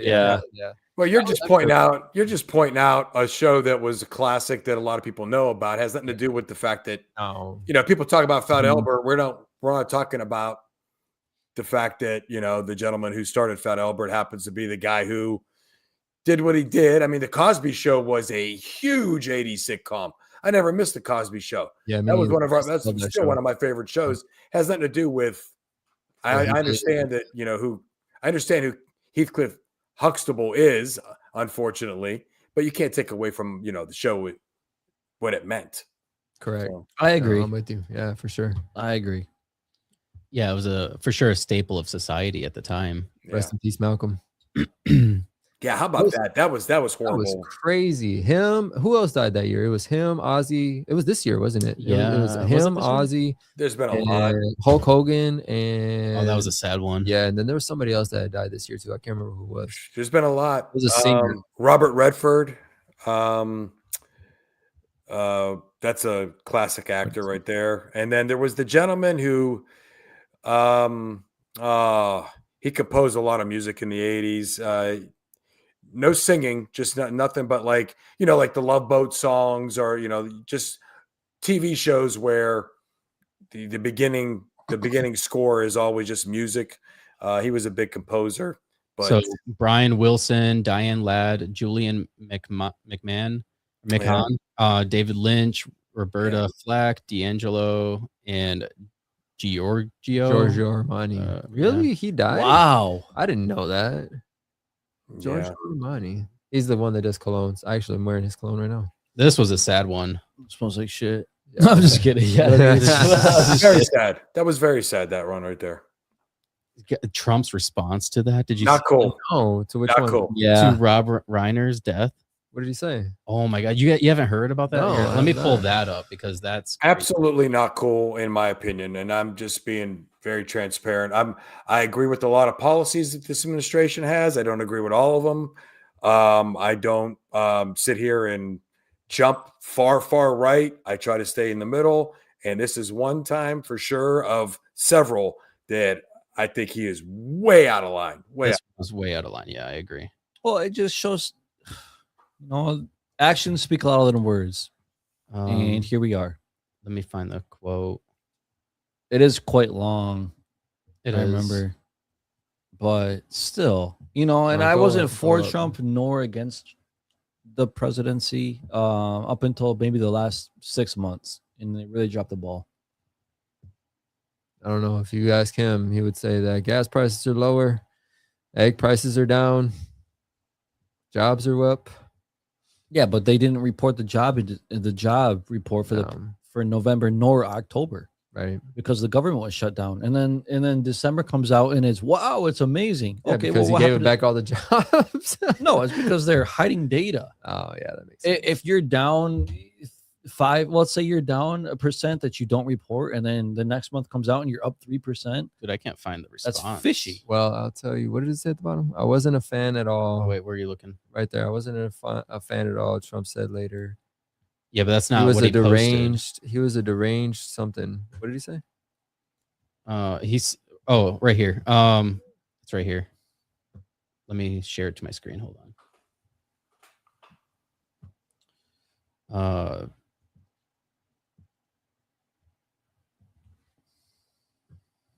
All right. He said a very sad thing happened last night in Hollywood. Trump posted on Truth Social.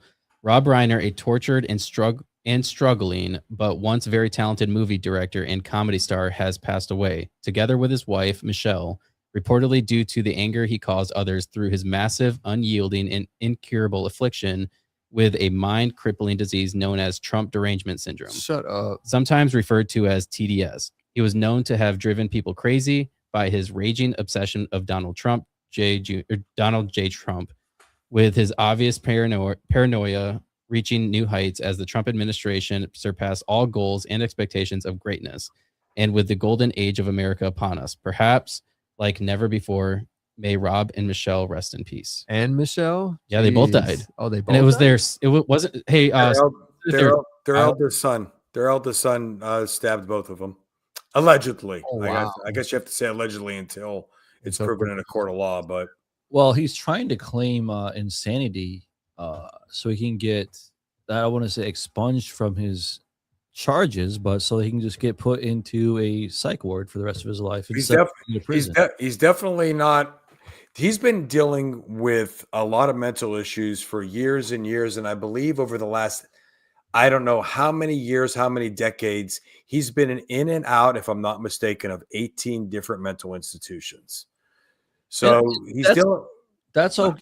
I understand that, but we're not talking about people that don't have money. We're talking about people that have the ability to help their kid. And I know that just from what I've read, the relationship was not that strong. Yeah. But we're talking about somebody that is your kid why are we not trying to help this person a little bit better, especially when you have the ability to do so with monetary value? Because there's people that are struggling every day that don't have the ability to help themselves. But this person had I want to say this person, the family had all the ability and to not let this happen. And then I also know that there was an altercation where the guy was probably having some mental episode the night before he did all of it, or the night of that he did all of this at it was some famous party or something like that. Regardless, you have the ability to help this person. Why are we not helping them? Yeah, and I don't know to what extent he was being helped by his mother and father.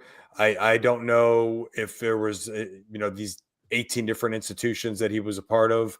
I don't know if this was Rob and his wife Michelle sitting down with Nick and going through with him, begging him to go to these. Or I also hear stories where Rob and his oldest son, one minute they actually did a couple different I think they did one or two movies together, if I'm not mistaken, but that didn't fare well in as far as the publicity they got from the general public. But they were on a podcast together, they were on a radio show together, and if you watch those, if you bring them up and watch them, you could tell that there's a lot of animosity between the two. Now, why didn't Rob move away from the movie industry and say, I'm taking a step back, I'm done producing, I'm done writing, I'm done directing, I need to focus on my son? I don't know why he didn't do that. I don't know to what extent he didn't do that, but I'll tell you right now, it's money. Because here's I'll give you a great example, because it's normal for us to understand all this. I can't think exactly what I'm trying to say, but think of it as a shift leader or an area manager that turns down a job for a promotion, or let's say something along those lines, and they turn that down. Do you think upper management is going to say, "Okay, we'll pick you next time"? No, they're not. They're not going to pick you next time. They're going to go pick somebody else. yeah. It's the same thing in the industry.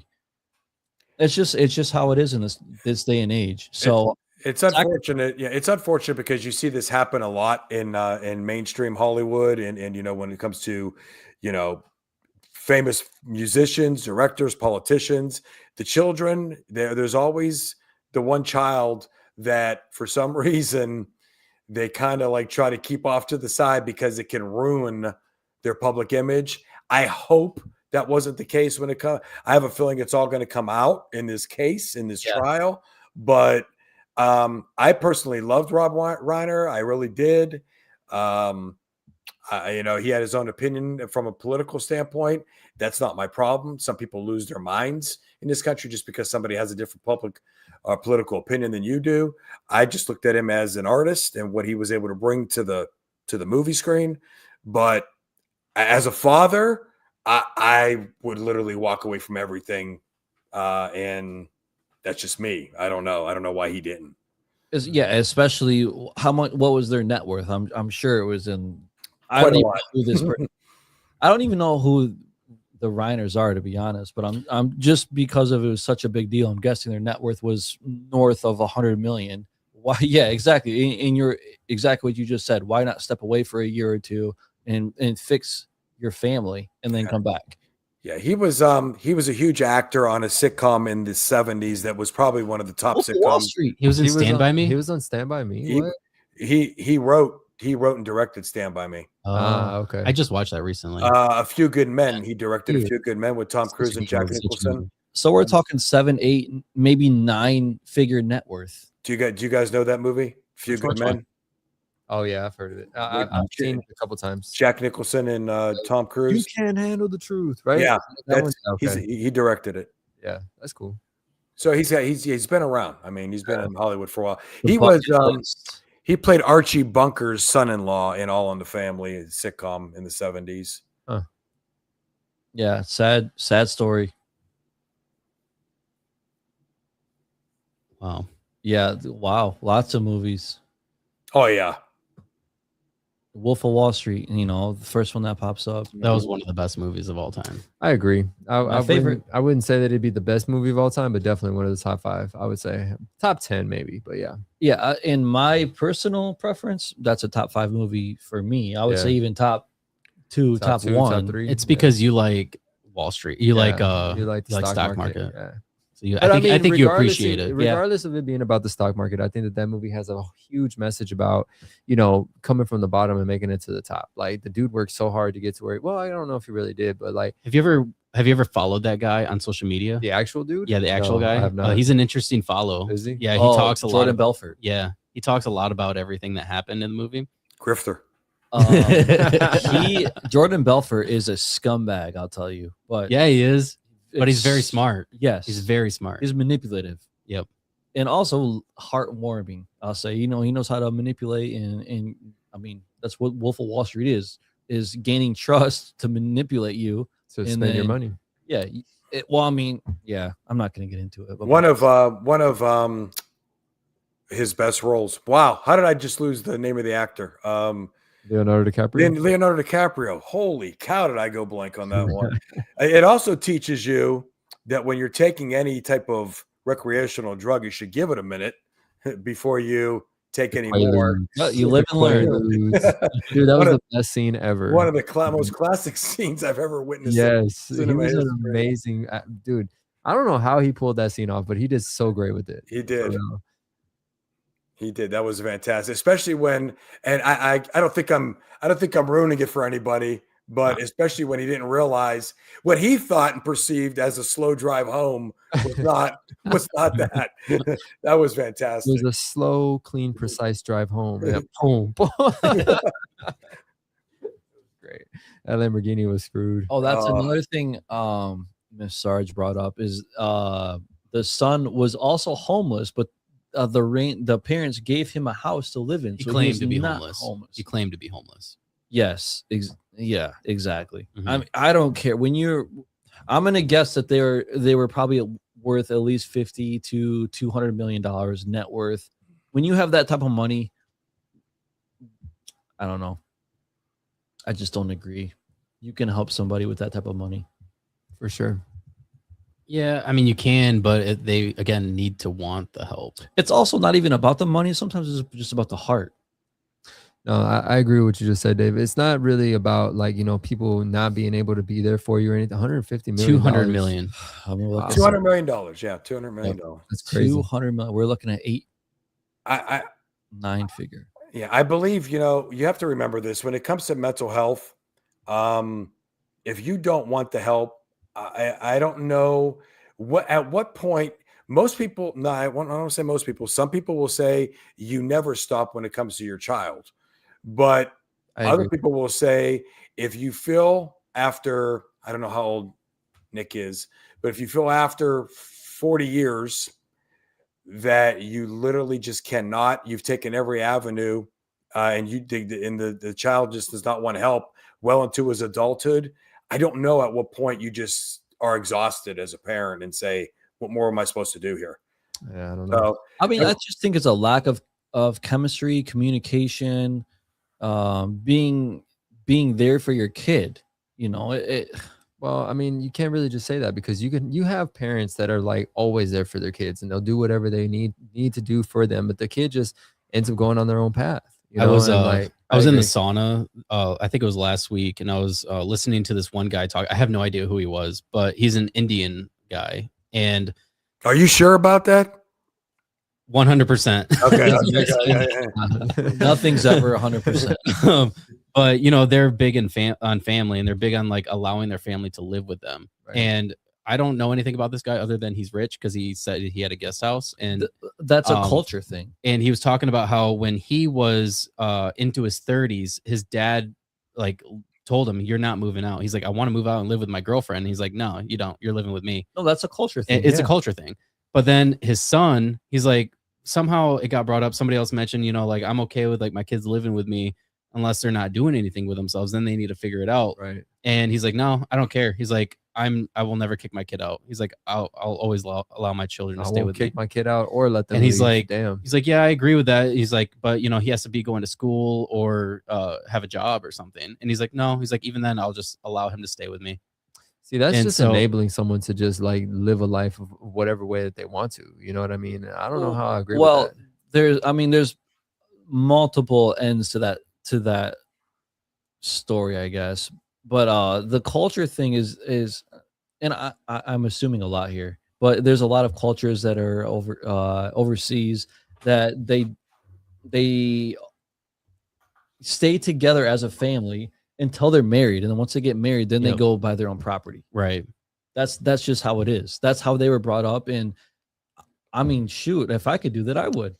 What, just stay with your parents? Heck yeah. Dude, all right, look, I always tell kids these days, like we always get like these 18 and 19-year-olds that are coming into GM and stuff whenever they first start. And I always tell them, I'm like, look, man, one of the biggest things that I wish I wouldn't have done was left my house at 18. You know what I mean? Like if I would have stayed until I was like 23 or 24 and gotten myself well grounded before I left, maybe my things would have been a little bit different growing up. So I don't hate anybody for wanting to stay home to a certain age. Stay till you're 30. You know what I mean? Especially in this day and age, like you can't afford an apartment with a beginner job right nowadays. You know, like do what you got to do to build your way up, and then get on your own 2 feet and make your way into the world. I agree with that statement. It's hard for people to make it nowadays, but like when I was, 18, like I had to get out. It wasn't, and I'm not even talking about the environment. I'm just talking about like people my age needed to get out on their own and grow up. And that was like a formative moment in people's lives at a young age. Like Right. you have to learn to support yourself. And I think that's very important for young people to do, like whether it's going off to college or it's moving out, getting an apartment, having roommates, like you Right. have to kind of experience that. And I guess whether or not you do it at 23 or 18, I guess it doesn't really matter, but I think you should do it when you're young. I agree. I also agree. I mean, same thing. I was a complete nerd. I mean, I'm talking 12 hours a day minimum of video games when I'm on my summer breaks of school. And then right at 18, maybe a little bit after 18, I moved down to Ohio. Completely separated myself, and I was living on my own. I had to figure everything out on myself. And it was probably one of the most difficult times of my life, but I would do it every time. These are your formative years. It's like kind of what formed you as an adult, as a person. It set the precedent and the standards for who I wanted to be in my current day in life. And it was never fail. It didn't matter what it was. I would never fail. I think it also depends on how well you are prepared for that moment as well. Like how much did your parents or your aunts and uncles or whatever it is, how much information did you really take to be able to succeed at that point? Because if you only took the basic standard of, okay, well, you got to work and make money. Well, what do I do with this money? You know what I mean? Type of thing. Like you don't know exactly where you're supposed to go to that next step.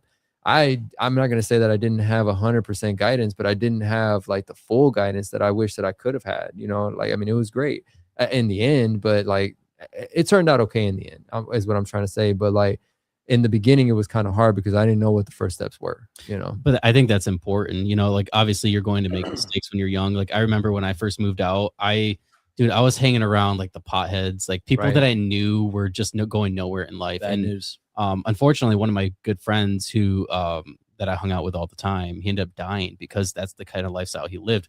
But there was like a moment in time that I was like skipping school. I was getting high every day. Right. And I'm like, this is not the life I want to live. And I literally made a decision in one moment. I was like, I'm not going to hang out with those people anymore. If I hang out with those people, then I'm going to like get high every single day. And so I stopped hanging out with those people and ended up losing them as friends. And then that one kid ended up dying, which is very sad because he has a kid too. Yeah, that sucks.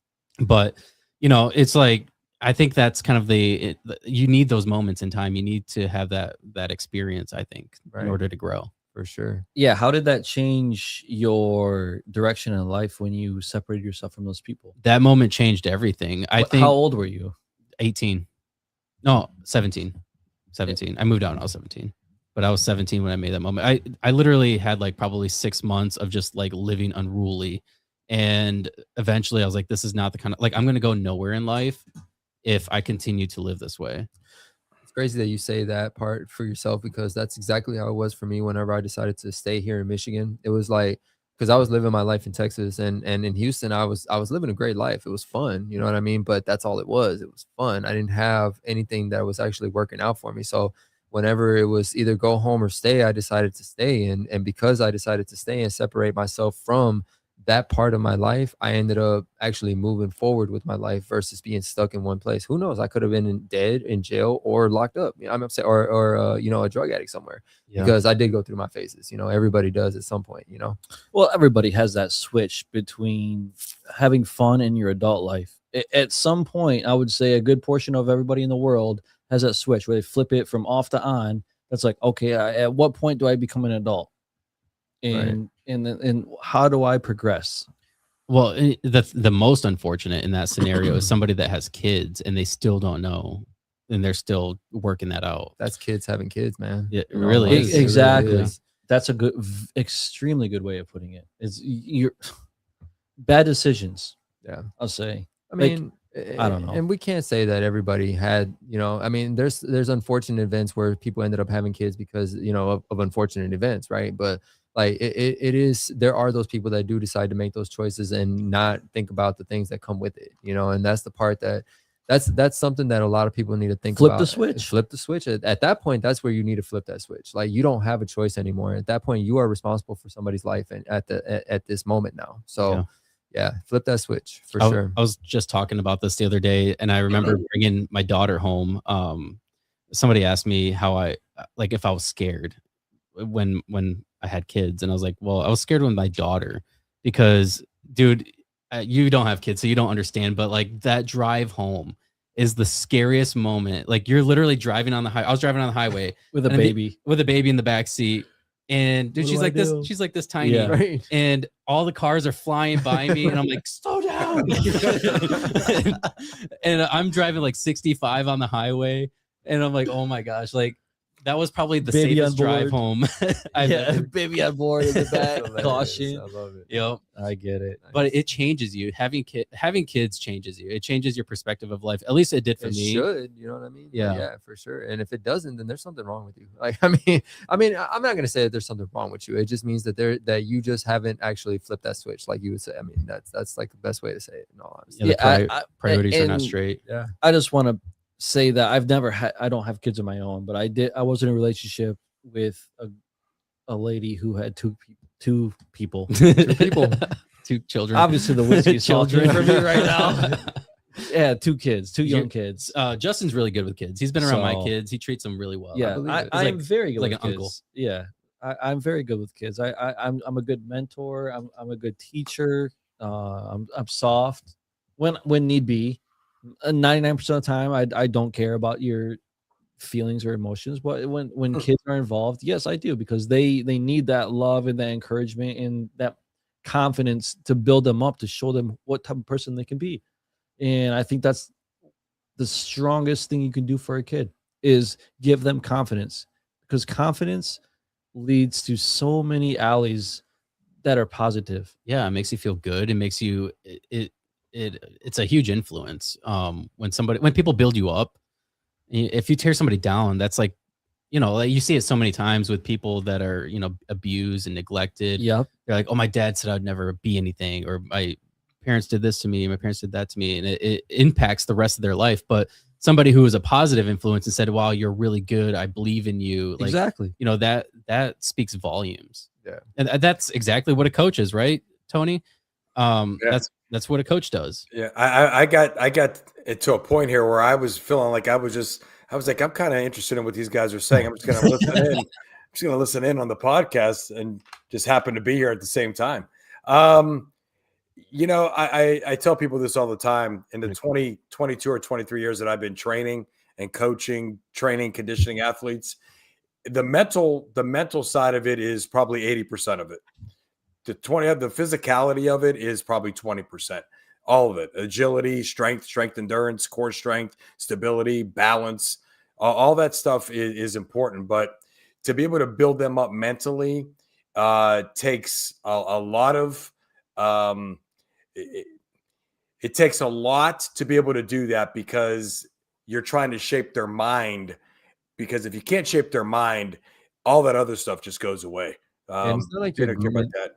it's not like you're grooming them for the actual like sport itself. You're grooming them for them to be strong with whatever adversity comes their way, right? It's not. Yeah, You know, try explaining that to parents who come to you with fifth graders and say we need to get him ready for Division One, and you're looking at it. He needs to get faster. I'm like, he's 10 years old. He's going to develop naturally. So we're going to do things that we're not going to see how much he can bench press. I'm not going to see how fast he can run the 40. We've got to see where he's at mentally because your dreams may not be his. right. And I try to explain that sometime to people, but a lot of times parents live vicariously through their kids. Something they didn't accomplish, Junior better accomplish. And you have to watch when it comes to that because that's definitely a no-no. That's when a kid turns himself off immediately. All you can do is be honest with them, and like I said previously, the truth hurts. But leading on to that is, as long as you're honest with them, what's the worst that can happen? Well, no, well, you lose them.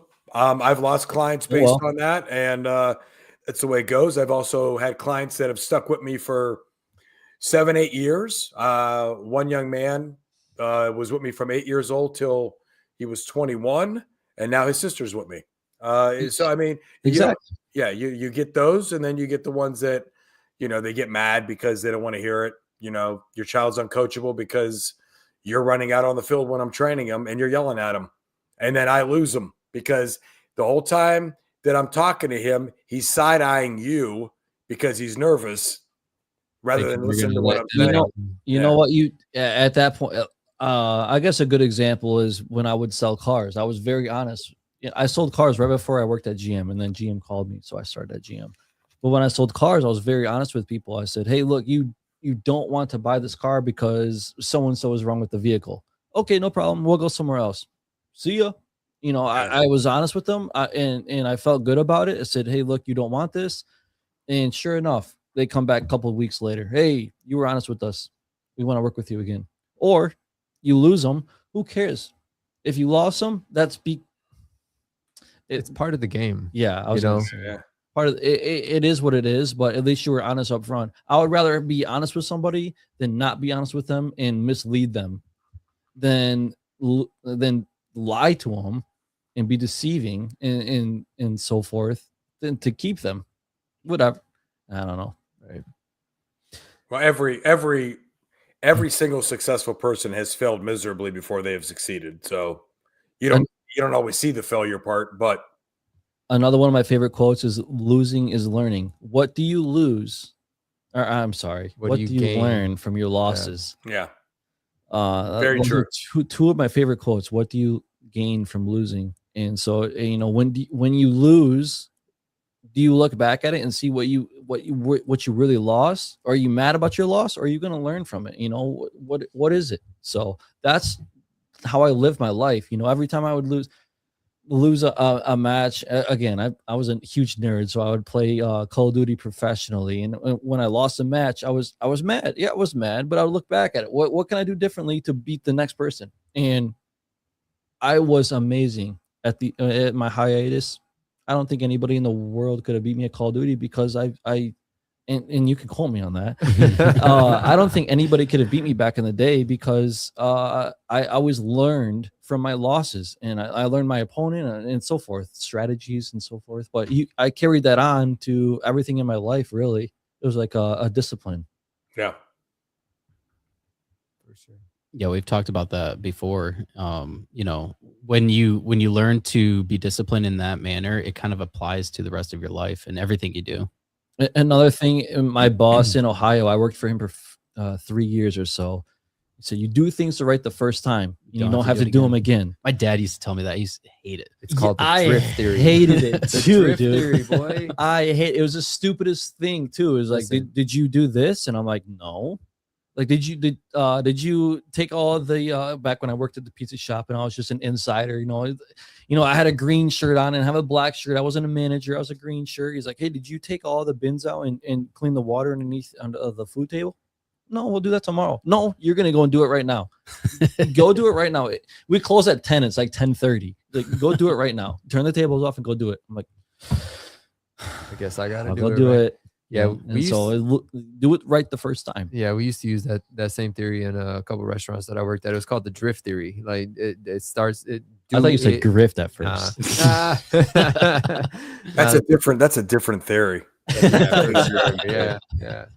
Yeah. But doing it right the first time, I think it requires you making a couple mistakes the first couple times in order for you to do it right the first time. The next time, you know what I mean? So it's a progress. it's definitely a progressive type of thing. So absolutely. And but again, there's also like certain people out there, and I know people that, you know, purposely half-ass everything that they do. Yep. Just because they want to try to get a shortcut in life or whatever it is that they're trying to do. right. And that brings me back to that. Do it right the first time and you won't have to do it again. Right. You know, it could be something around the house, like a chore. It could be, you know, a repair that you have to make.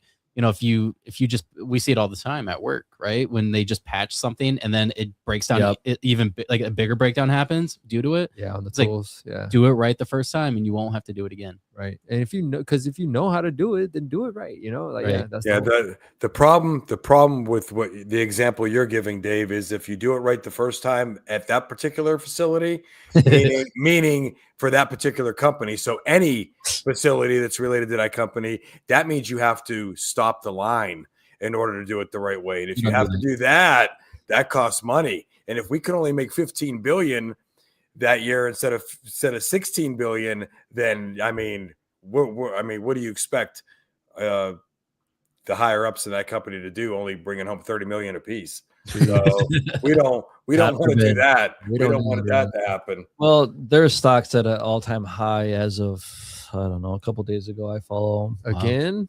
Oh yeah, where I Keeps think going up. we close at 82 and some change right Wow, now, but that's we did hit crazy. 83. Wow, it was at 50 for the longest time. Dude, I remember we're when it was at 6 25. Bro. We're at Like, 60% increase month over month right now. Wow. I think in the last 2 months.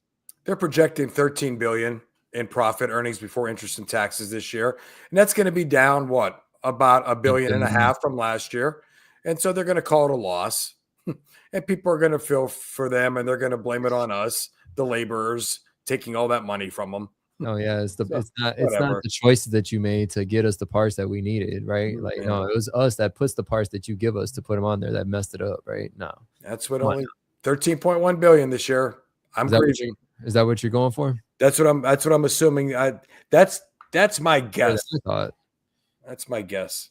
Well, Q4 comes out in 2 months, I think. Yes, I think it's in It's the January. end of January. Yeah. Yeah.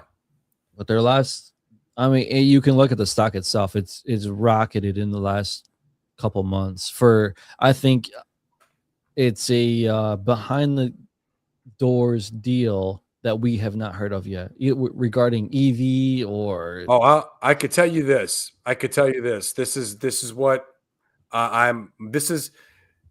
record this show, David. Keep it. Let me see how close I get.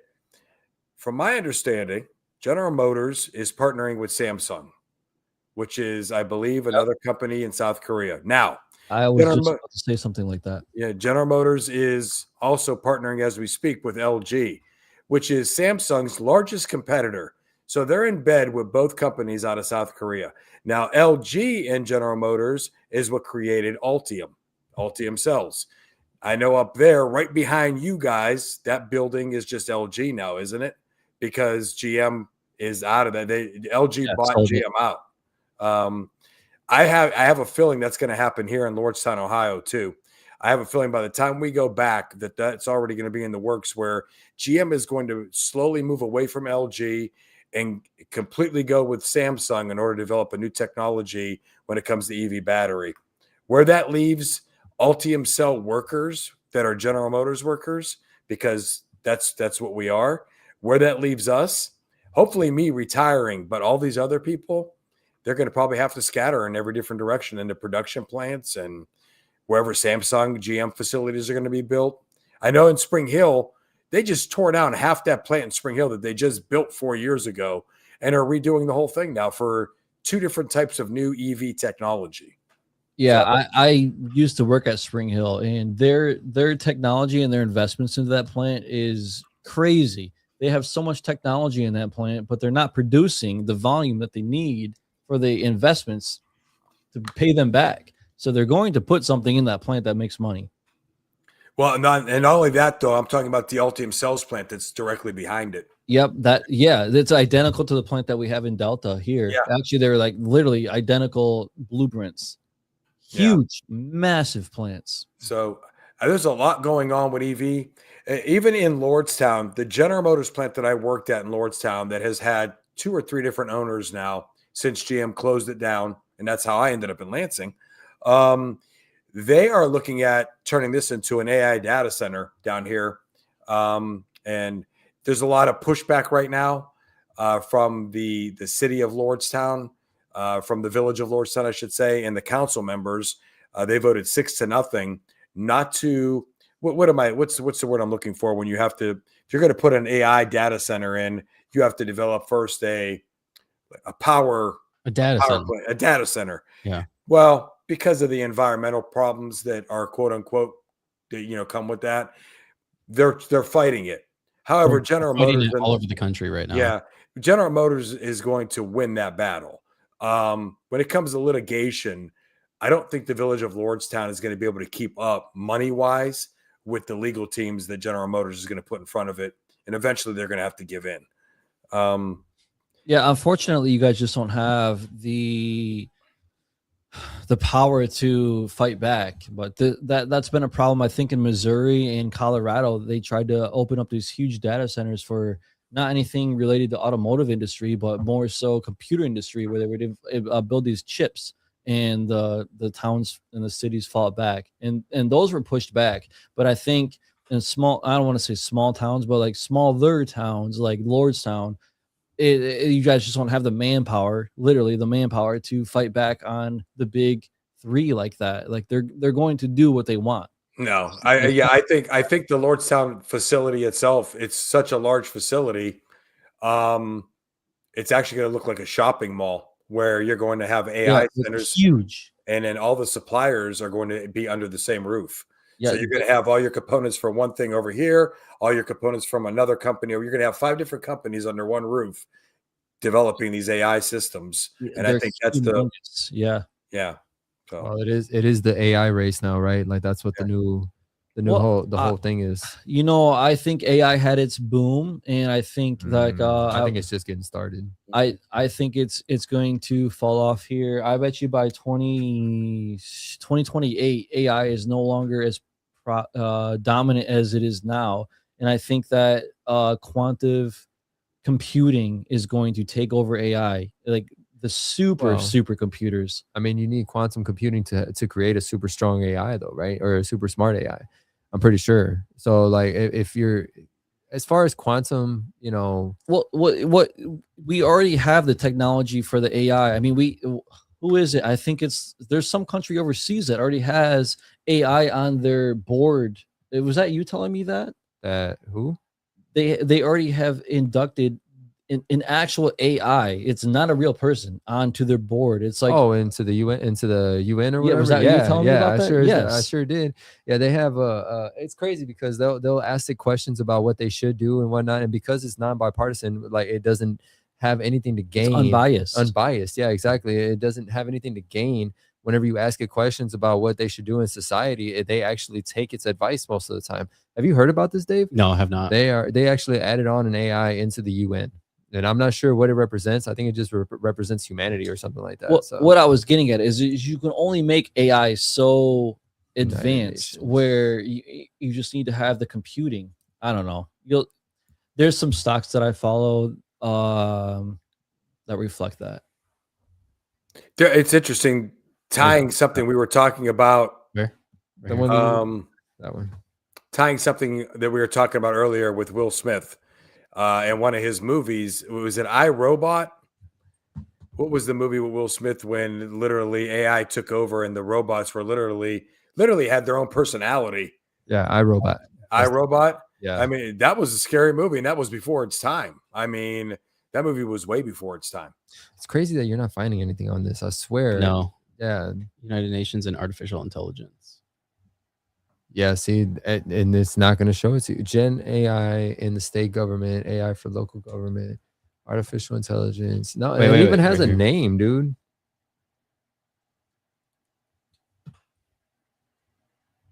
I forgot what her name was.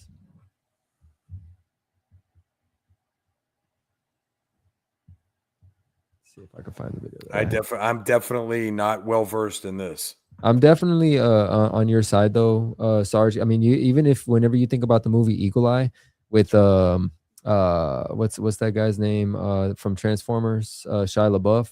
Have you seen that movie? I haven't seen it, but I know who the actor is. Yeah, Eagle Eye is another movie about how AI is actually trying to take over the world and all that good stuff, and it makes they think that it's the government that's manipulating people to make these decisions and whatnot, but in the end, it ends up being an AI bot that is controlling everything that they do. So it's kind of weird. It's kind of the same idea. I don't know, man. I don't know if AI is really ever going to get to that point. I mean, not necessarily based off of intelligence wise, but just off of the idea that it would have the motives to do something like that. Like, I don't understand. I mean, but I guess if you're looking at it in a perspective where they're saying that AI will help the human population or the humans in general, maybe it would try to enforce us to make decisions like that to be able to, better the human race. Correct? I mean, I guess that's the only way that I could see it happening. I mean, with technology, there's good and bad. So always. Yeah, I don't know. I can't find this. Yeah, I wish I could find it. Yeah, this is kind of weird, dude. Like, I mean, I know it was a video that I saw on Facebook. Some guy that I follow that he usually does pretty good with his with his deep dives and stuff like that. Was it the advisory board? Maybe. UN summit held. UN, yeah, I don't know. Sure. Yeah, I'm not sure. I don't know. Yeah, it's something to look into. I'm gonna have to at least. I'll send you some links if I can find something. Yeah, I don't know. AI is pretty crazy. I mean, just everything that it's I mean, it's implemented in everything now. Absolutely everything. I mean, my phone, your computer, your. I mean, and you're right.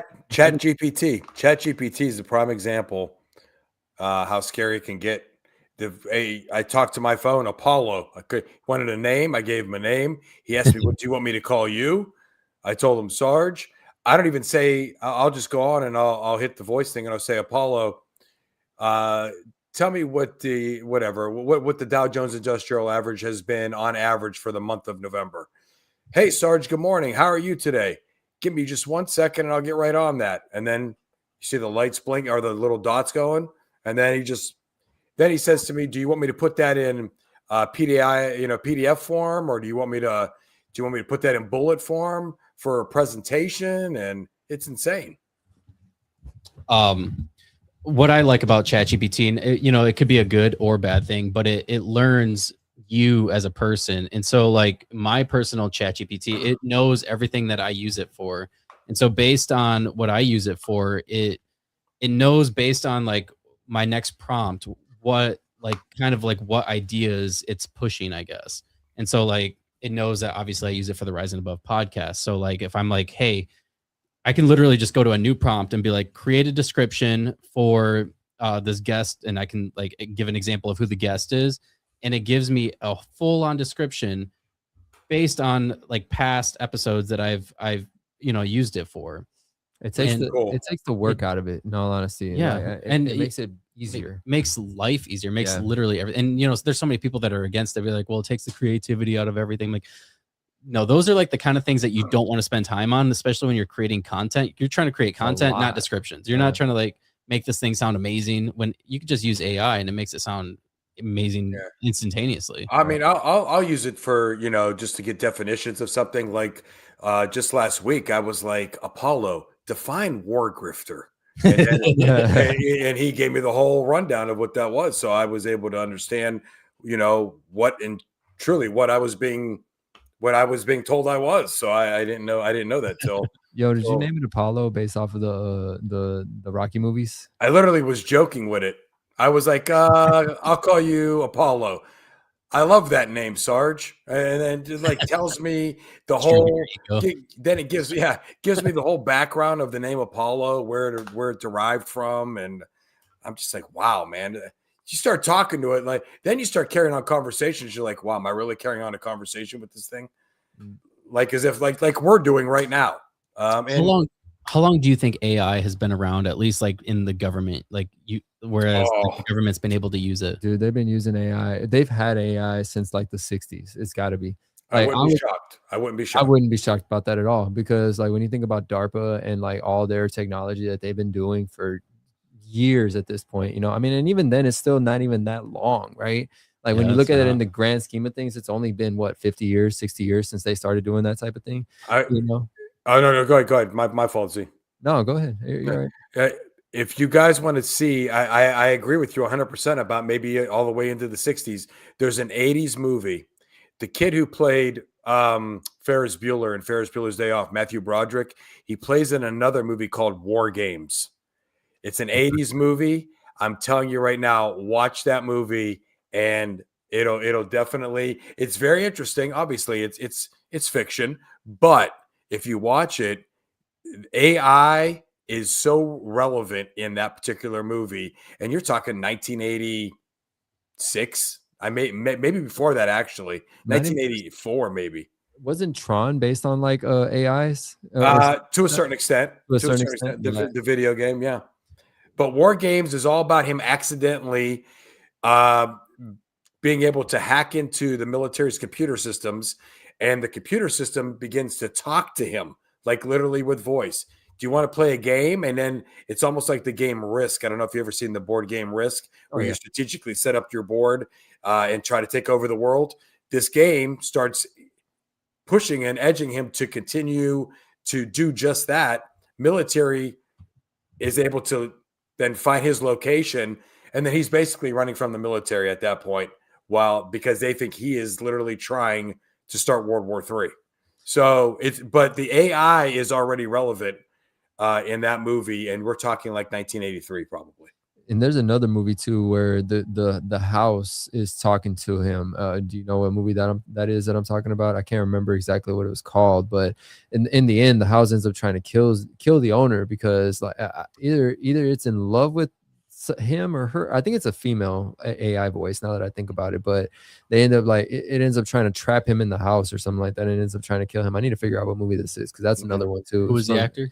I can't remember the actor, but David, has Mama Sarge commented?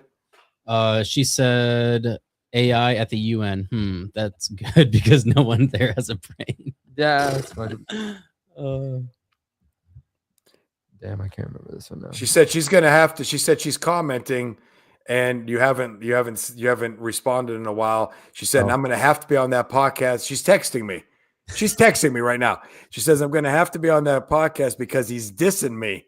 Well, because of the 60s slang words. I think it's called. I think she's throwing dissing in there. Maybe that's one of the slang words. I don't know. That's hilarious. David is dissing me. I've never heard my mom use that word ever, so that's the first three right there. I don't know. Not at all, Mama Sarge. This movie is called Demon Seed, I believe. It was made in 1977, directed by Donald Cammell, starring Julie Christie, about an advanced AI named Proteus 4 that traps a woman in her automated home to force her to bear its child. Wow. It's based on a novel by Dean Koontz. 1977. Yeah.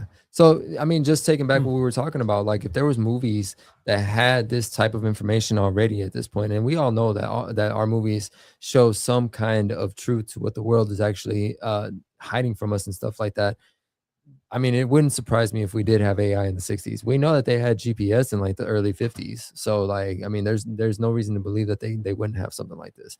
It might not be what it is today, but it was something of that along those lines, you know? Yeah, I agree. Kind of reminds me of like Cortana from Halo. You know, like I feel like that's what AI is going to be like. Cortana from Halo. No, yeah, like with the Master Chief, where the Cortana is like, directing him around, like turn left here.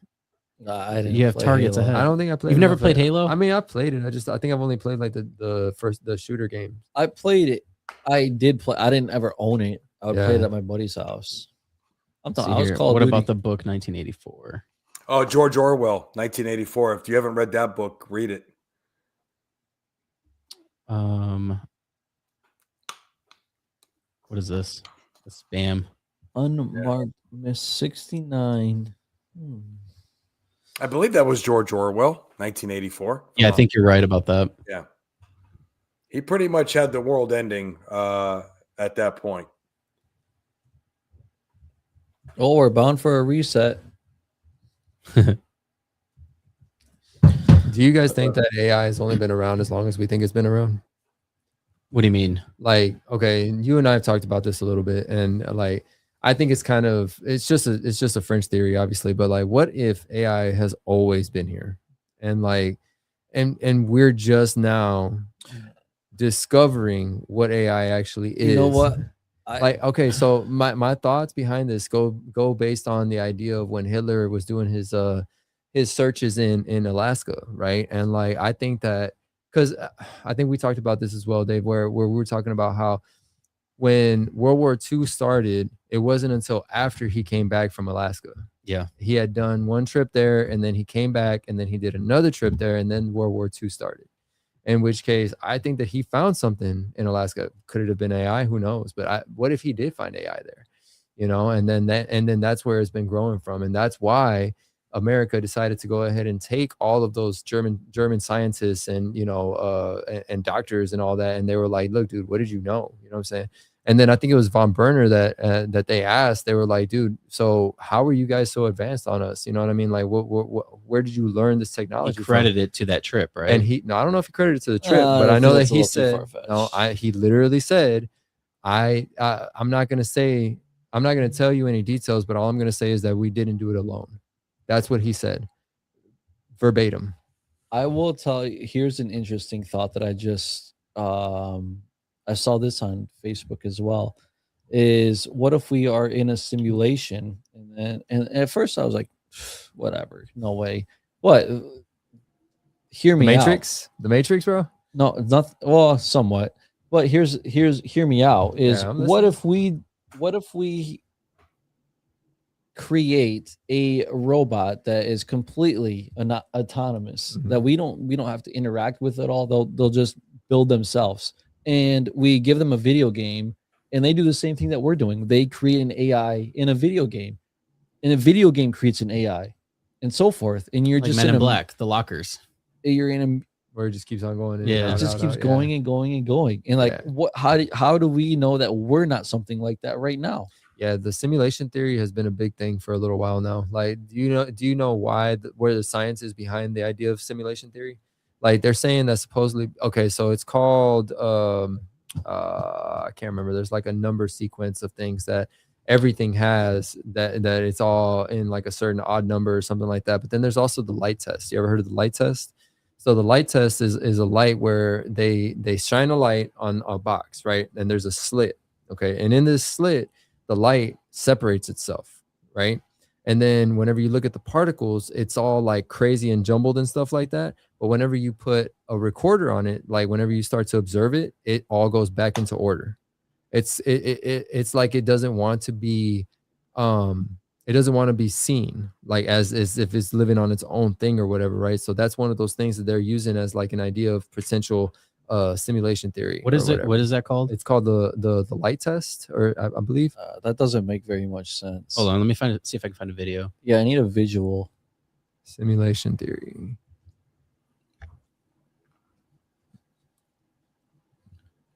You know that little AI thing at the top? I did not right like here? that at first. Yeah, do that one. But now I like it. All right, hold on. So let's see. Cannot be played in line. All right, so go to the one right before it then, probably. It's 3 minutes long. Yeah, that's long. Okay. Well, keep talking. I'll see if I can find something. Yeah, Well, yeah. I mean, just to think about the idea of being under simulation. I mean, yeah, the simulation, it's hard to not believe it, but at the same time, it's hard to believe it because, all right, I think me and Dave were talking about this once. If you want to believe that you are on a path that was once upon a time written for you already, and we're going to talk about this in a religious aspect, because if you believe that God has already got your plan worked out for you, is that not simulation theory in a certain way? Like, I mean, you're literally choosing to believe that everything that is in this world is already planned out for you. So that's what simulation is already. So you're under the control of something Yeah, else. but what You have about people no- that don't It's- believe in that stuff? It's the core ideas in the book 1984, gentlemen. It's the core idea in the book 1984. Is that It's what all it is? it's all about the totalitarian government, which we see uh, somewhat played out now. It's about propaganda. It's about believing the propaganda, unchecked truths. So people are just saying something, and then millions of people are just believing it without checking and fact checking that truth. Right. And the way it's playing out right now. And then there's people, if I'm not mistaken, I can't remember the gentleman's name in the book 1984, but he rebels against the situation, and they just crush that and any other type of rebellion. And AI is just an example of the inability for people to understand that what you're looking at may not be real. It may be just propaganda. Look what they're doing where you have Steve Harvey. I seen this. He's sitting down in a chair and he's talking, and he's just matter of facting about how much he can't stand this person and that person, this politician, that politician, why he doesn't like them, why they need to shut up. And the more you're watching it, the more you realize it's not really Steve Harvey. It's not. It's. They make AI makes it look like it's Steve Harvey talking, but he's not. It's not him, and it's not what he said. But people immediately come on, and you look at the comment section, and they start attacking Steve Harvey. You're a piece of crap. You're a multimillionaire. You never know. You don't know what struggling is, and it's like, guys, that's not Steve Harvey. It's just what looks like Steve Harvey, and they're feeding whatever their agenda is into Steve Harvey just to get everybody going. And it really is what we're looking at when you're talking about simulation. Now, I know you're talking about much deeper things, Zorro, than what I just said, but it's the beginning of it. Yeah, for sure. Like, you got to take all things into consideration whenever you're talking about this kind of stuff, because it's either you want to choose to believe it or you don't, and then depending on what information you choose to feed yourself is what you're going to go with. And this is why I can't really get on the whole idea of simulation theory. It's a fun thing to think about, or something to take into consideration, especially after watching movies like The Matrix or things like that, where it's like, what if we are just living in little pods and then now we're all sleeping and we live in this computer system or whatever it is. Well, wasn't it you that sent me the thing about that brain that was being grown in a lab in a petri dish? And they were able to program. It was like literally a cyborg that they had built, and they were able to program AI into this brain because they hooked it up to, like, I don't know, computers or something. It was like a chip or something. And they made the brain. It was a human brain that they grew from brain stem cells. Yeah. And they were able to make the brain think that it was a butterfly, and it lived a life of a butterfly.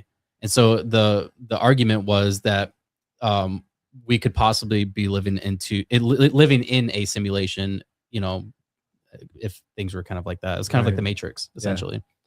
Also, it was an article whether or not, like, it's ethical to do that. Of course it's not. Well, and it's actually true. I actually looked it up, and it was covered by mainstream media. No shit, no? Yeah, it was like PBS. Okay. I'll see if I can find it again. Yeah, I mean, it's just interesting. If you really look at the logistics and the real reality of how we were created and how we were brought up and how Earth was created and all that, and the Big Bang Theory and all that, it's like, realistically, it doesn't make sense. To me, it doesn't. The odds of us being a planet that actually has life on it is like 1 in kajillion. You know what I mean? Like, let's say even we're a 1 in a billion. Right. There's trillions of galaxies. I know, and that's what I'm saying. Like, and I'm not gonna say that we are the only living creatures out there, because we're definitely not. Like, I can't fathom the idea of thinking that we're the only living creature that is like us. We're not. We can't be. Like, I mean, in our galaxy alone, there are trillions of stars. Like, I mean, and then you got to think about all the other galaxies that are out there already past us that we haven't even been able to find. There's galaxies that make us look like ants. I know, it's so crazy. This is an article about it. So are we saying that we believe in the Big Bang Theory? Go ahead, Justin. You brought it up. I don't believe in any of that, to be honest. It just doesn't make sense to me. No, it doesn't. We're here for a purpose. There's definitely a purpose as to why we're here. We didn't just appear after a planet exploded into 50 million, 50 trillion pieces, and suddenly you have what you have. This was a creation.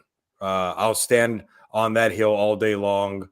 And it was, that's why we're here. There's a purpose why we're here. There's a reason why we're here. And no one's going to tell me it was from a planet exploding. I think, I don't know if I spoke to Zorro about this a couple weeks ago or last week, but I had this thought. I don't know. I've had this ongoing thought that the universe is how many years old, but let's just say that there's a planet out there that was in the beginning of the universe. Let's say in the beginning of when all this started, and they built and actually created a dynasty of a planet rather than greed and corporate greed rather, and killing a planet, and they progressed and built their planet up. Like, why? A good example is why are billionaires trying just to be more greedy and not bettering the planet themselves, and why are we not progressing? We could do so much better with our planet itself. But let's just say a planet out there is doing better than us substantially. Tenfold better. Why can't we be the only living beings? I think I just read that from, is that my mom? Yes. Yeah. Okay. Oh, I mean, statistically, if you just look at the statistics of it, there's trillions of planets, which means there's quadrillions galaxies. There's trillions of galaxies, quadrillions of planets. Statistically proven, there's got to be one out there that can sustain life. You got her here. She's ready now. Heaven won't find me there. Why is that? I'm just a big grifter. That has nothing to do with it. Yeah, I don't know. Well, I mean, that's kind of I think that this is like the fun part about, living life in the first place is just wondering why, right? Like, and wondering how, because like just trying to figure it out, we'll probably never know the answers, and to be honest with you, I don't know if I really want to know the answer, but it'd be nice to know, like it'd be cool to figure out exactly why we are who we are and why we're here and what we're actually meant to do. I mean, I don't think that there's like there's no clear answer for that whole thing. There's a book. There's a book. It's pretty popular book. Listen, but yeah. I mean, I don't. Well, I mean, even in the biblical realm, there's still people that are trying to figure it out. That's why you have theologians and creationists and people that are still trying to research those things. It's very interesting, honestly. Like, even if you're not religious and you want to like dive into that a little bit, my brother's a good person to actually talk to about this stuff. But yeah. Like there's a lot of facts, ancient facts that, a lot of historians don't even talk about that, a lot of like theologians and creationists will discuss. And I find it interesting anyways. I want you guys to think about this. 66 books in one book, 66 books in one book written over how many years? See, that's a big question. We don't know exactly how old the Bible really is. We know how old the Bible is off of what we found on it. So here's my question, though. They tell a story in this book. They tell a story from the beginning to the end about an individual. They prophesize about things that were going to happen that then happened hundreds and hundreds of years later. These people that wrote these books over here don't know these people that wrote these books over here. They couldn't get together. 40 plus authors could not get together and write these 66 books that are hundreds of years apart from each other and prophesize over things that were going to happen over that time period, and somehow tell this story so perfectly over that period of time, not knowing each other over that period of time, and prophesize of things that were to come that actually happened. So it's a little bizarre if you think about it, that it's not who we are and where we're from and what our goal is and why we're here. I just look at Well, again, the statistics of it is how small. I mean, look at our solar system. We're not even the biggest planet in our solar system. Out of 8 planets, we lost Pluto.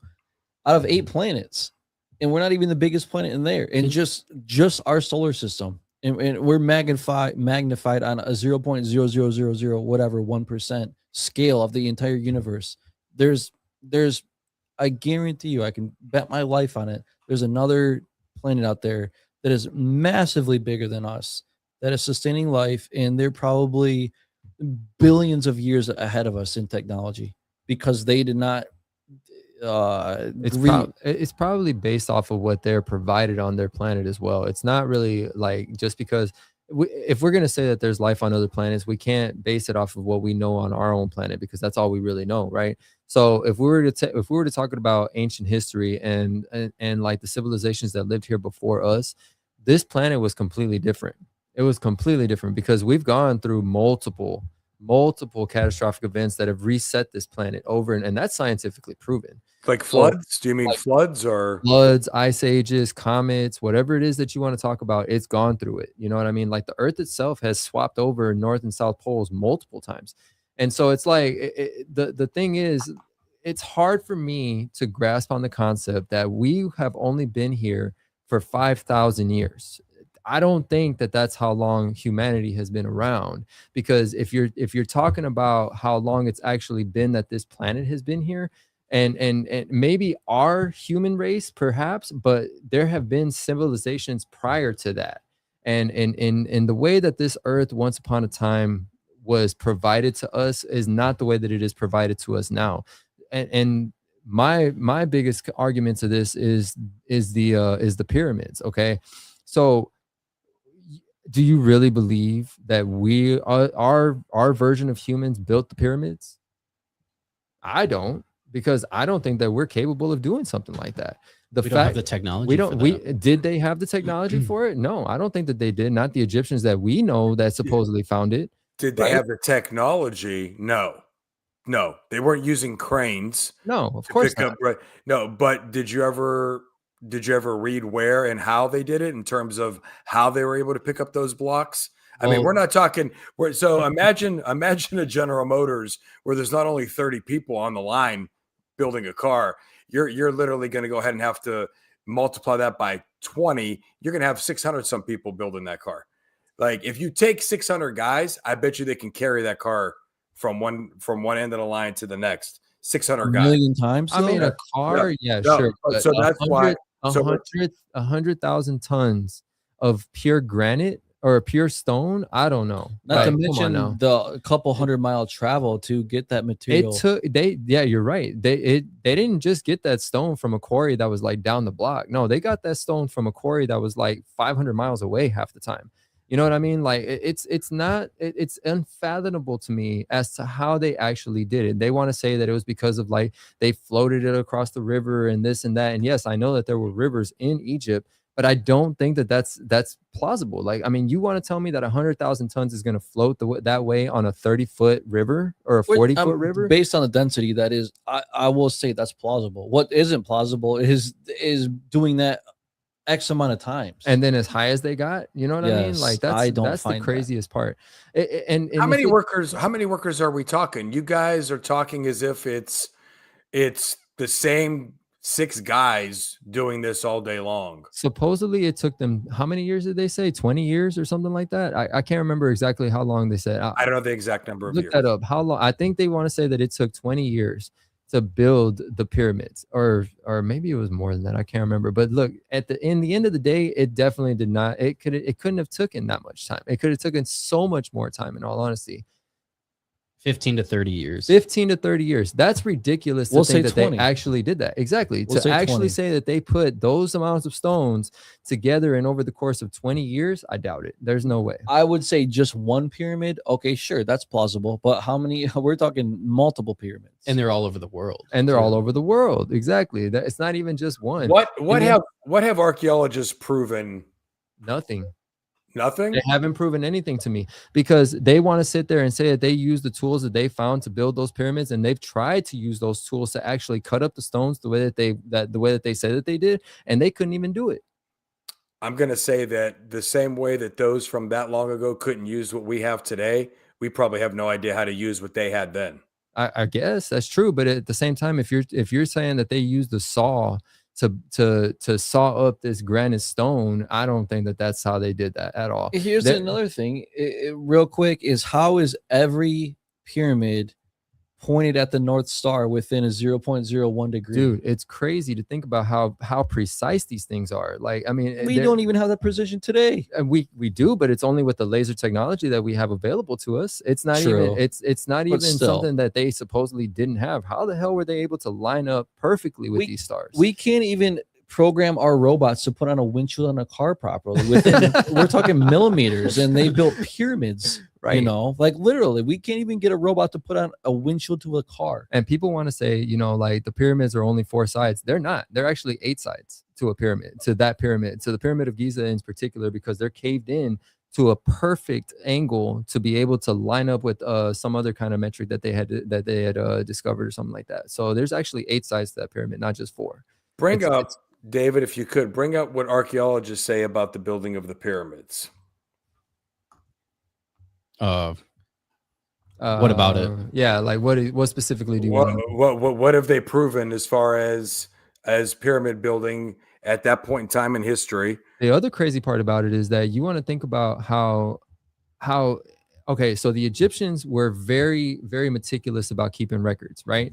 They always kept everything that they potentially came across, and they wrote it down, or they put it in hieroglyphics, and they put it on the walls and all this and that. There is not one single hieroglyphic or showing that explains how they built the pyramids. Not one. I was going to say, if you spelled archaeologist correctly, I was going to give you some brownie points. He I did. See, he did. Look at that. No, you spelled it way fucked up. That's funny. They're saying that it was a water elevator. And did you realize that the pyramid never had a tomb, never was a tomb for any pharaoh? There was never a mummy found in that thing. I mean, there never was. I promise you, dude. Like I guarantee you, look it up. It'll tell you there has never been a mummy found in the pyramids ever. That pyramid. Randall Carlson talked about that, right? Yeah, Randall Recently? Carlson actually talked about that. Well, it wasn't. Maybe he did. Yeah, but that's not the first person to say that. But the guy that not Robert Schock, I can't remember. He was an engineer. He went into the pyramids. I will say, Mama Sarge, that Zorro does deep dives on this topic all the time. All the time. This is something that I can talk to you for days about, in all honesty. Okay, so this lost journal finally reveals how the Egyptians built the Great Pyramids of Giza. What does it say? Okay, for centuries, the construction of the Great Pyramid of Giza has been one of history's greatest mysteries. How did the ancient Egyptians manage to move and carve massive limestone blocks, each weighing tons, without the advanced technology we have today? Well, thanks to an incredible discovery in 2013, we now have an answer, or at least a clearer picture. At the, how do you say that? I don't know, Wadi El Jarf site. Okay, along Egypt's Red Sea coast, archaeologists uncovered a collection of ancient pottery known as the Red Sea pottery. These documents, some of the oldest ever found, include a journal written by a man named Mir, a chief overseer who played a key role in the construction of the pyramid. His records provide detailed insights into the logistics of this monumental task. Okay, heart of the Whitey Harf, however you say that, might seem like a quite remote place today, but with nothing but desert sands stretching out to the meet the placid blue sea. I just want to see what they say of how they did it according to the national. Where are you looking? Right here? I'm looking at the next paragraph. Yeah, right there. Making it an ideal hub for transporting materials. Yeah, it's the same thing. They're saying the same thing, that they're saying that they transferred the blocks over the course of the river to get it to that specific spot. Now, there is proof that there is a water that goes underneath the pyramid, but that has been proven to have been used for something completely different. So there was an engineer that went and visited the pyramids a while back, and he wrote a book on it. I can't remember what his name was. I forget. But and then this is kind of like the theory that he's been trying to put out there for a long time. He theorizes that the pyramids were actually power plants, that they were used to distribute energy into the cities that were around there and whatnot. But see, the thing is, if that was the case, even the Egyptians didn't use it for that. So it leads me to believe that the Egyptians didn't build the pyramids. They found them boys. Okay, it says, for years, the story of the pyramid builders has been shrouded in myth. Many believe the slaves were forced to build the pyramids, driven by the will of the tyrannical pharaoh. But the Red Sea Papyri, especially Mirror's journal, provides a very different narrative. According to the journal, the workers weren't slaves at all. They were, in fact, skilled laborers who were compensated for their work. You know, I actually did listen to, I think it was a religious guy talking about that recently, that they, and actually, it might have been my brother who told me, but they weren't slaves. Yeah. I mean, we would You were call telling them, me about we would this, call yeah. them slaves, but they were really people that just worked for the pharaoh, So and tell they me- would go ahead. pay for them to, like, they would provide a living for them, and they would just work for them. Right. So kind of like us, like we're here to work and build Right. cars and whatnot, Yep. but we're not technically slaves. We're just working. Then I think Well, that's I mean, that's slavery never went away. It's No, it just never did. rebranded. Yeah, for sure. So and the proof that one engineer has about how as to why he thinks that it's a power plant is because of the way that the pyramid is constructed. It doesn't have any kind of like, there's no construction that shows that there was like rooms or like that were used for like the pharaohs to be sitting in and things like that and whatnot. Like, okay, so the entire inside of it is made out of granite, and everything that the pyramid is made out of, it is made to conduct electricity. So the limestone, it's to generate power. The quartz, the granite and whatnot, that's all there. Everything that's in there is used to generate electricity.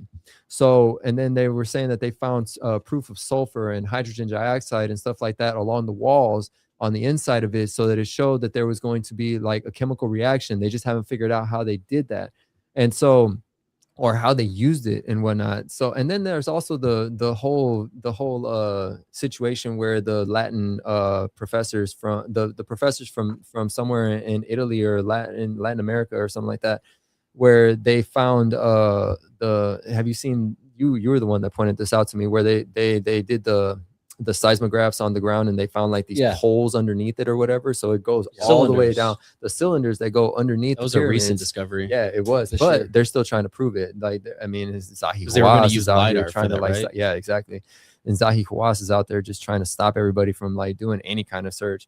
But I mean, You there's- can't convince me that. So let me ask you guys this question. Did you just say that they never found anybody? How about King Tut? I don't think they found King Tut in there. 1922. His body was almost fully intact.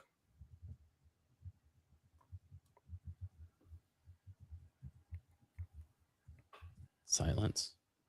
Oh, we're about to do some discovery here. Okay. Let's see here. It also said in that article. But that did it say that he was in the 200 Pyramid of Giza, It's- particularly? It said in that article that 200 workers built the pyramid, or 200? worked. You got over. We'll say 20 years. We'll do the median of 200 or 20 years. I'm sorry, 20 years. It just doesn't make sense. The second paragraph, open 1922. All right, hold on. Let me share this to the screen so everybody knows what we're looking at. Was he found in the Pyramid of Giza or in the other two that were around there? That's the biggest question. The Valley of Kings in Egypt. Which is? Let's click on it. Also known as the Valley of Gates. See, that's not the pyramids though. That's like that's like a mound of some sort that they created for him. Like they were trying to. It's a rock tomb Yeah. excavated by pharaohs and powerful nobles under the kingdom Yeah, of see, that's ancient Egypt. that's not in the pyramid though. Like in the pyramids, there was never any kind of pharaoh or anything that was in there. I believe they also found all of his treasure with them. In the tomb? I believe so. 5,000 pieces. 65 tombs and chambers ranging in size from simple pit as that is KV54 and complex tomb in KV5, which alone is 120 chambers of sons of remedies. So what we're looking at here, Sarge, I mean, you see the Valley of Kings, right? Are you looking at this picture that's on the right side? I am. I can't really see it from my vantage point, but I could see it. Yeah, that's not the pyramids that we're talking about here. Like that's something that they created. That's like again a tomb that they made themselves. That's not the actual Pyramid of Giza or the other two pyramids that are surrounded by it. The Valley of Kings is situated over 1,000 feet of limestone and other sedimentary rock, which form the cliffs in the valley and the nearby, however you say that. Del Bahari, I guess. Deir el Bahari. Interpersed with soft layers of marl. Yeah, I don't know, man. Again, like I said, you can't really convince me over the whole thing. You know, like, I mean, there's no way. I think that we would need, Dave, on the show, your brother. I would agree. My brother, people who are very well versed in this, even my mother, where it could be more of a forum, a round table, so to speak, where people can, with knowledge, like Zorro, speak out on their different viewpoints. I can see one pyramid being built, given the circumstances that we can see the history on. But we're talking how many pyramids? 12, whatever. Well, if you're talking about around the world, yeah, exactly. But they're all made differently. Like all the pyramids around the world weren't made with the same limestone or anything like that. That's fine, but we're talking way back, and just the technology that's inside. Again, how did we build them? First of all, one pyramid I can see. When we're building multiples of, we'll say 10, it just doesn't make sense. Yeah, no, we'll definitely have to do something with Zorro, my brother, Sarge. We'll definitely do a roundtable. I think that'd be interesting. I would agree. It sounds like a fun conversation, you know. Yeah, I just think it's for the people that can bring, so to speak, the gun to the gunfight and not a butter knife. You know, I'm definitely not knowledge like I'm not well versed in any more than I've already said. When it comes to the pyramid building, I do think it's an absolute miracle. I will tell you that. I mean, absolute miracle to be able to do that. But I don't. It's not like they're building 55 cars an hour. It was 20 years for one pyramid. It's not an overnight process. I don't know. Not enough time. It's not. I forget who did the math. I think so I forget who it was that did the math, but they said that whenever you count all the stones, I think there's 2.8 million stones on that pyramid. 2.8 Gaza in the Pyramid of Giza. Yeah, how many stones is Pyramid of Giza built out of? And they're weighing what? How many tons? They vary, dude. They go anywhere from 2 between to 5, 2 to 100, or well, the 100,000s are somewhere else. But yeah, 2 to 5 to 20 tons in some of them. You know what I'm saying? Like, so. If there is 2.8, how many is it? 2.3 million blocks of stone, right?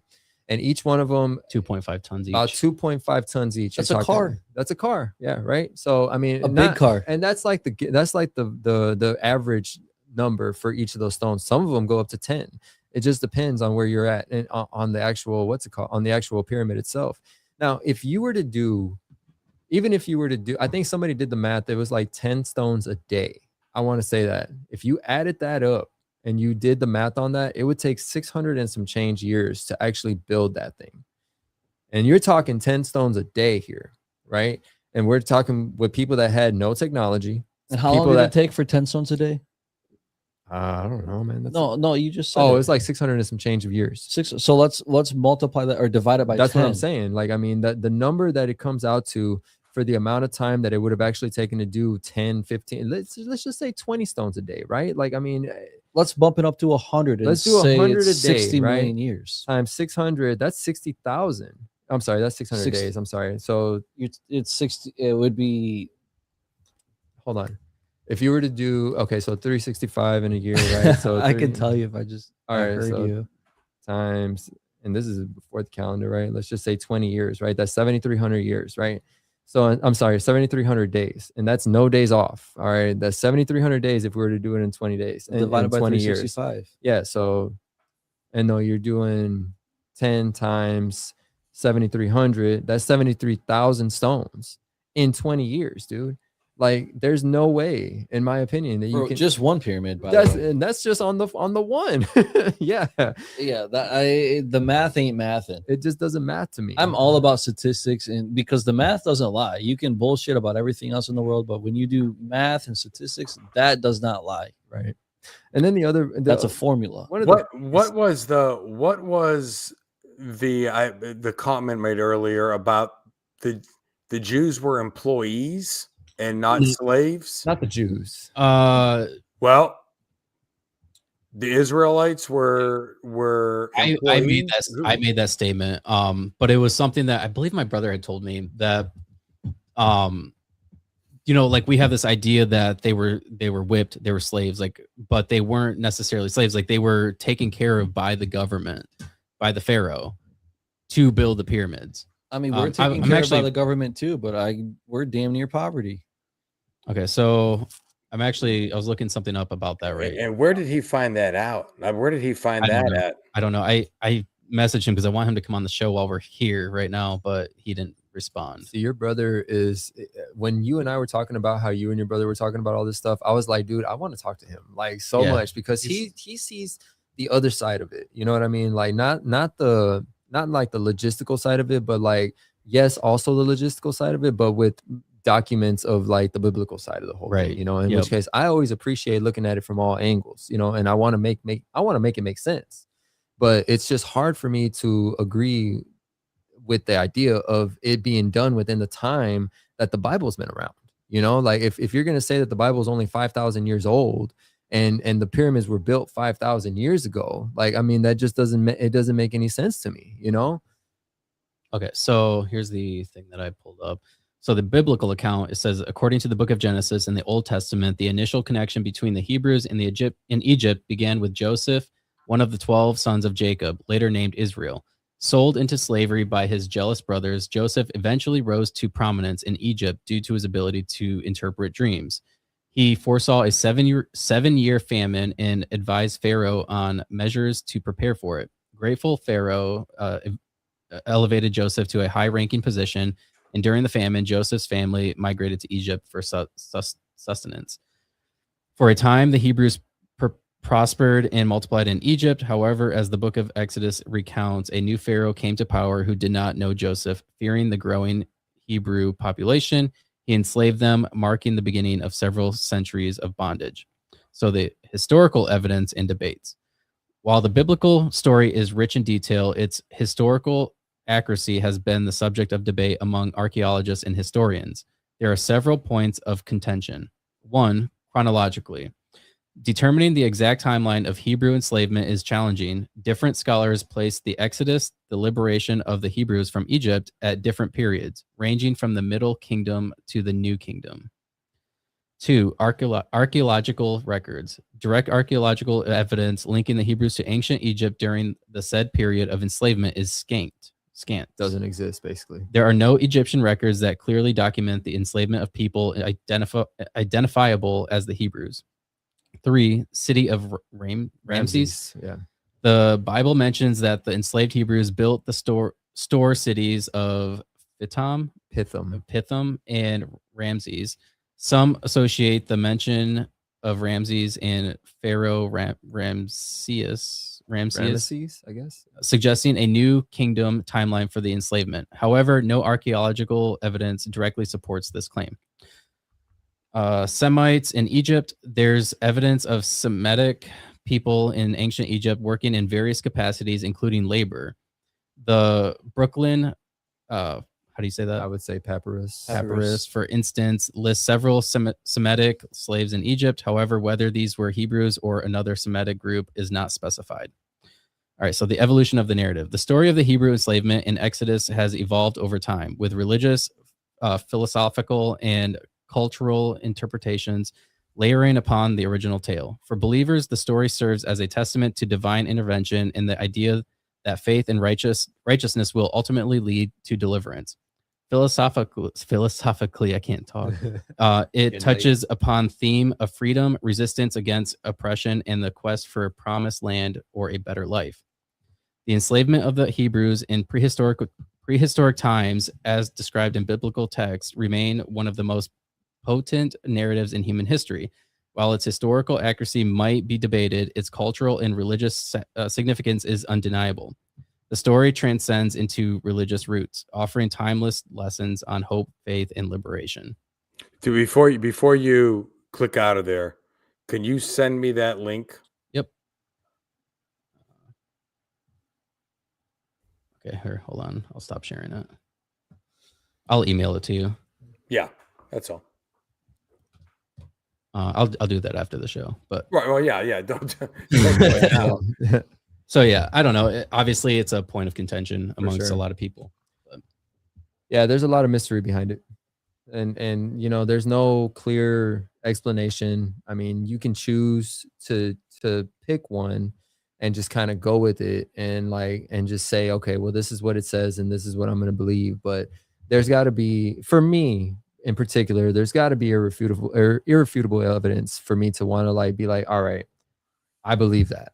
You know what I mean? Like, it's kind of hard because there's no clear-cut answer. And when there is a clear-cut answer, then we can talk, you know, but otherwise I don't know. I just haven't been swayed to believe anything that these, like, you know, mainstream archaeologists have been trying to tell us, and for years at this point, that's how it was all done, or that's what it was used for, or that's what it was, you know, created for, you know.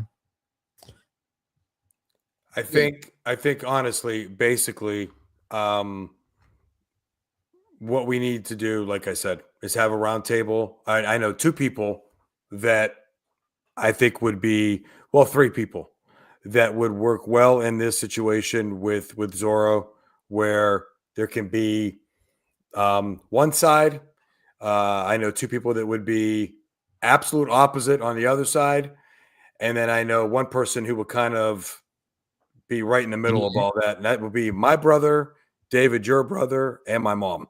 I think that would be a fantastic roundtable as far as people giving their vantage points. I am not well versed in the pyramid building as far as I believe it. I do believe what I read and what I read.